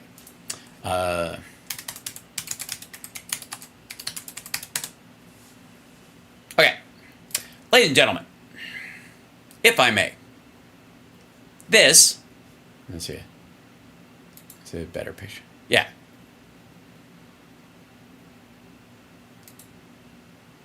Back up, you silly thing. Yeah.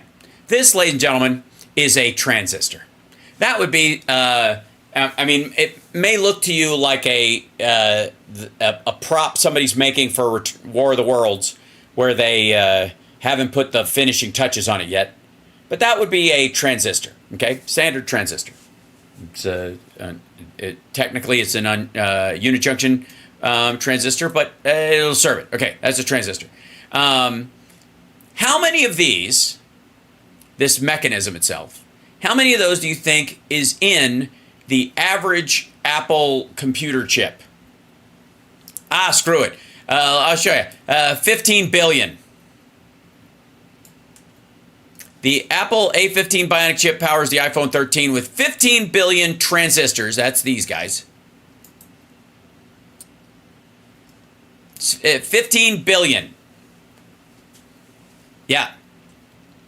So Apple and all the modern companies have taken this little piece of this little electronic marvel. This is not to scale, obviously, but they're pretty small. But they're not anywhere near the kind of small that fits on an Apple chip. Yeah. So this is the arc of transistor count. Yeah, this is good stuff. Yeah, it started at. Hold on, let me see. There should be the chart on here. Flash memory, processors, GPUs, microprocessors, what they use them in. There we go. No, here's the transistor count. This is where we started, 1970. This is where we are right now. And that's 2020. Shit, that's not even near the top. It's even further. It's about up here now. My point is, you could, and this is a good example of just how big the original ones are. This is a regular transistor is about the size of a penny. See that across there? It's about how big they are. Okay, modern technology can fit about. It's smaller. Like the chip is smaller than this, so can fit about, I don't know, 20 billion transistors on a peanut.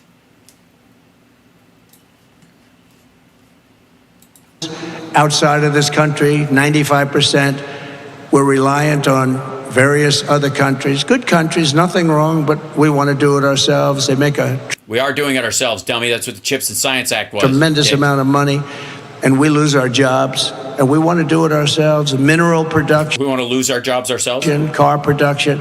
We're going to bring back the auto industry. We can do that. We can do better than anybody in the world. They've stolen 59% of our car making business. The union. Our car making business? You mean, what's that word? I think you've used it a couple times. You mean manufacturing?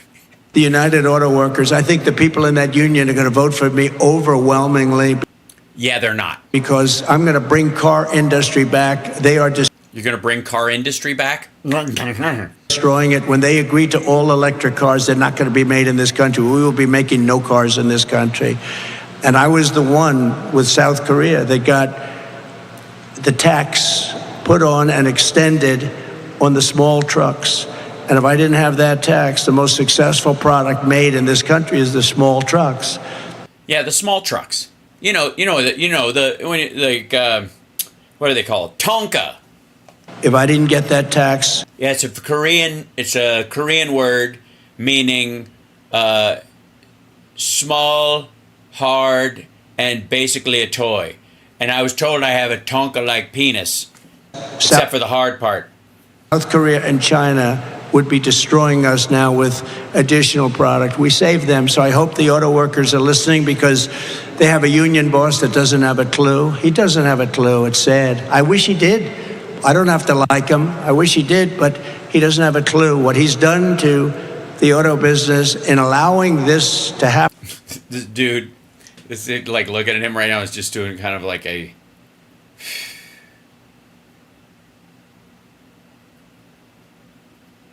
Ooh. I'm really like, this is the kind of thing where your lower back, because you've been standing, starts to hurt, and you're like, is it my ankle or my calf? I gotta get it. I need to get new socks. Like, you start thinking like that when you got to stand behind somebody like this, if you're not a soldier and used to it. Happen where all of those cars are going to be made in China, and it's going to happen quickly with the help. No, it's not. None of this is going to happen quickly. If it was going to happen quickly, it would have happened quickly, shithead. Of companies like this one, we will rebuild. How are you going to do it quickly without, like, drastic government force? How are you going to force companies to build their cars here? What are you going to do? Just have them, sell their cars at cost? And if they don't do it, if they can't turn a profit on it, you charge them so that they have to shut down? It's so fucking weird. Build our hollowed out defense industrial base and Our hollowed out? ensuring that You mean hollowed out? Wait. one, we will rebuild our hollowed out defense industrial base and Our hollowed out. I feel seen. ensuring that America is never in a situation.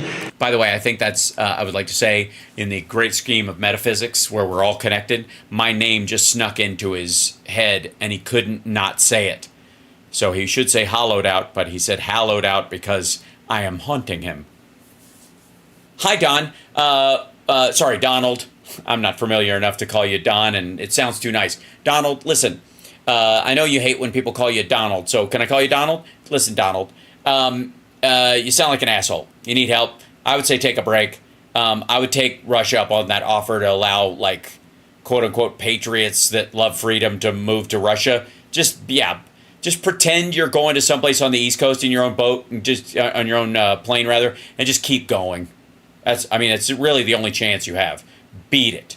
Get the fuck out. Just Snowden the rest of your life away. You'll get, access to women you don't deserve, just like here. So just go fuck off. And I recommend, by the way, before you do, rewind back to the top of this and watch me take down your whole fucking speech, because it's really a joy. It really, really is.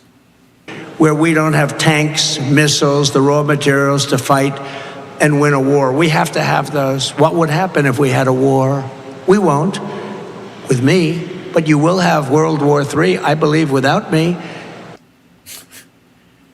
Well, if it's going to happen, I'd rather it be without you, because at least somebody else might deal with it better, I guess. You know what I mean? It's kind of like you want competent leadership if something like that breaks out. But we won't have. But what would happen if we did? And let's say it was with China, but they give us all of our steel. So we'll have to call China. Hey, hold on. No. They give you all of your steel, you dumb motherfucker. They don't give all of us their steel. As a matter of fact, Obama put tariffs on their steel for just that reason, because they were dumping fucking steel. You put Chinese steel in Trump Tower, along with mafia fucking concrete. Hold on. This motherfucker.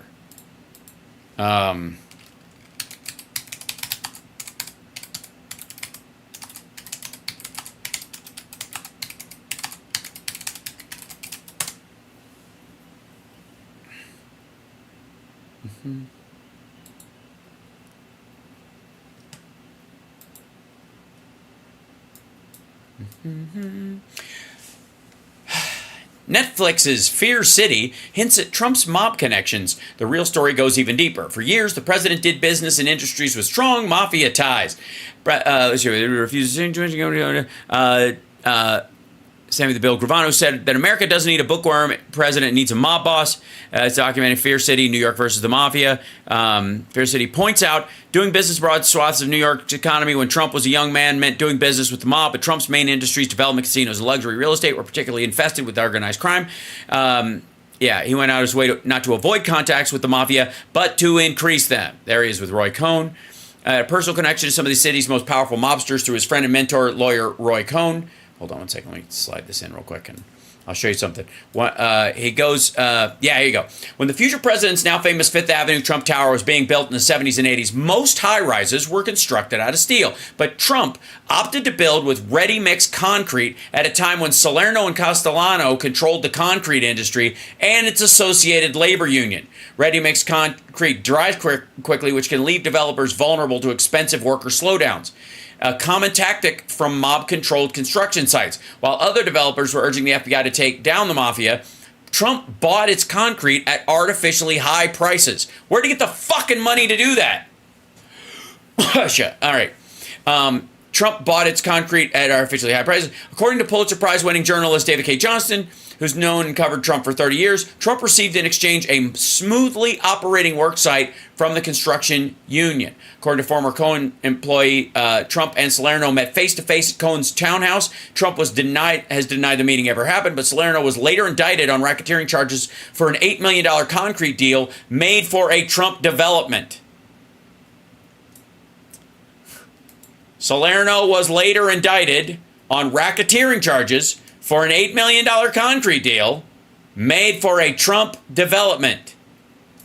And the construction of Trump Tower is far from the only endeavor in which Trump has been accused of striking deals with organized crime. He repeatedly bought the land on which he built his Atlantic City casino for twice the amount the lot was worth from a Philadelphia mafioso who was the son of Philip Chicken Man Testa, who's known to music fans from the lyrics in Bruce Springsteen's Atlantic City. When Trump attempted to build a casino in Australia, the nation's authorities blocked his efforts on the grounds of his mafia connections.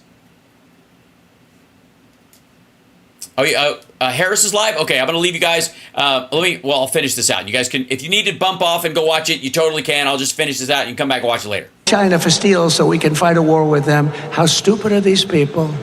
Also, fuck Chinese steel. What are you, nuts? They're flooding the market on purpose. Upon taking office, I will invoke the Defense Production Act wherever it's necessary to What? Yeah, to just, you fucking commie, just take over every industry? very quickly ramp up capacity of essential products. And I will stop. Like what? What essential products? Syphilis meds? What are you going to focus on? Name one, dumbass. Japan from buying United States steel. We have a foreign country that wants to purchase one of our greatest, if you go back 70 years, our greatest country, our greatest company by far was United States Steel Corporation. That was the big No, it wasn't. deal. That's like saying American Airlines is our best airline because it's American Airlines. You weirdo. And now we have Japan buying it. They shouldn't So what? be allowed to buy it. We have to They're not, like, Biden's blocking it. Shut the fuck make up. it work. Have to make it work. You don't want to sell U.S. steel. This is how we will rediscover the industrial heritage of our country. We will reclaim our manufacturing legacy. We will build up glorious My spleen is I got dumb spleen again. American future fueled by Pennsylvania energy. You know, you're one of the largest in this country. You're one of the largest producers in the world. She doesn't know that. You're not going to produce. You're going to go from being one of the largest producers in terms of fracking, the energy produced, into a non-factor. Your state's going to be third world, like much of our country is being made third world by these. What? What are you talking? What? Okay. No, Pennsylvania is not in particular going to become a third world state. Like what other countries? Fucking West Virginia? What are you talking about? People, they don't have a clue. All right. What would a clue look like? Is the clue in the room with us now? But it's going to all be made with pride of the U.S. and with Pennsylvania pride and strengthened by strong, powerful Pennsylvania steel again. Wow. Fucking, like... that's one of those compliments where you... if I was a Pennsylvanian, I would tap him on the top of the head and say, easy with the teeth. With your vote, we will destroy inflation, bring down prices. And prices are going to come down very substantially. And very quickly, they're just going to come down. I don't even know why they're not dropping right now, just me talking about it. They should be dropping just because I brought it up. Incredible economic growth, make America wealthy again.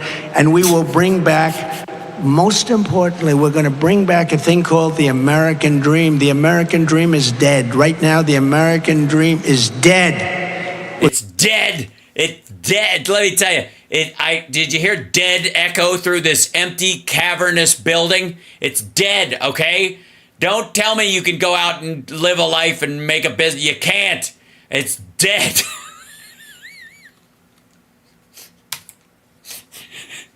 The American dream is dead. Right now, the American dream is dead. We're going to bring back the American. By the way, this whole family's thing is the American dream. They have a company that's been around, passed through the family. It still exists. They kept it in the family. They're gonna keep it in the family. That's the whole point. It's dead.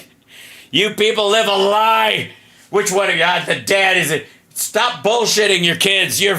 This floundering place is going under. If it wasn't for the contracts I threw you guys, this place would be in the fucking red. Your dad's taken all your life savings and he's got it in a fucking some Virgin Islands prostitute is carrying bags of money into St. Thomas with your name on it. Dream. So vote for Trump on November 5th. We will be the most. Thank you. Thank you. Can I go on for another hour? That's the end. Thank you. So they're chanting USA, and his response is, which is just, why don't you just go, these assholes? Thank you.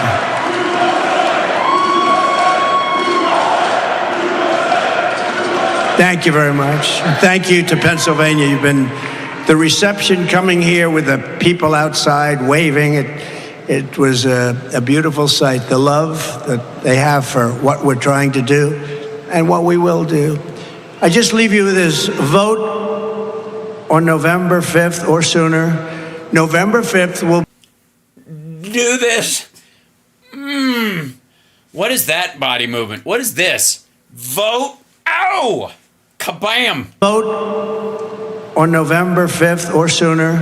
November 5th will be the most important day in the history of our country. We're going to turn our country around. We're going to make America great again. Thank you, everybody. God bless you. God bless Pennsylvania. God bless America. Thank you very much. Donald Trump making remarks just hours before the DNC. Jesus. All right, you're free to go. I'm going to shut down this show. I'll see you guys later. Shit. I've got tomorrow, for the record. Bless you. Thanks, Erica. Thank you. I've got the jam tomorrow, so you'll be free to just watch the DNC, and then I'll comment throughout. And then Wednesday we'll have regular shows, if that's cool with everybody. Because I was going to drive in tonight and be able to do like an earlier show tomorrow, but Summer's sick, so I'm sticking around for a little bit. So anyways, much love, and I will see you guys later. Go enjoy the DNC and have fun and like, share, subscribe, etc., etc., etc. And whatever you do, if you're watching the DNC, pay special attention. Watch out for the kidney.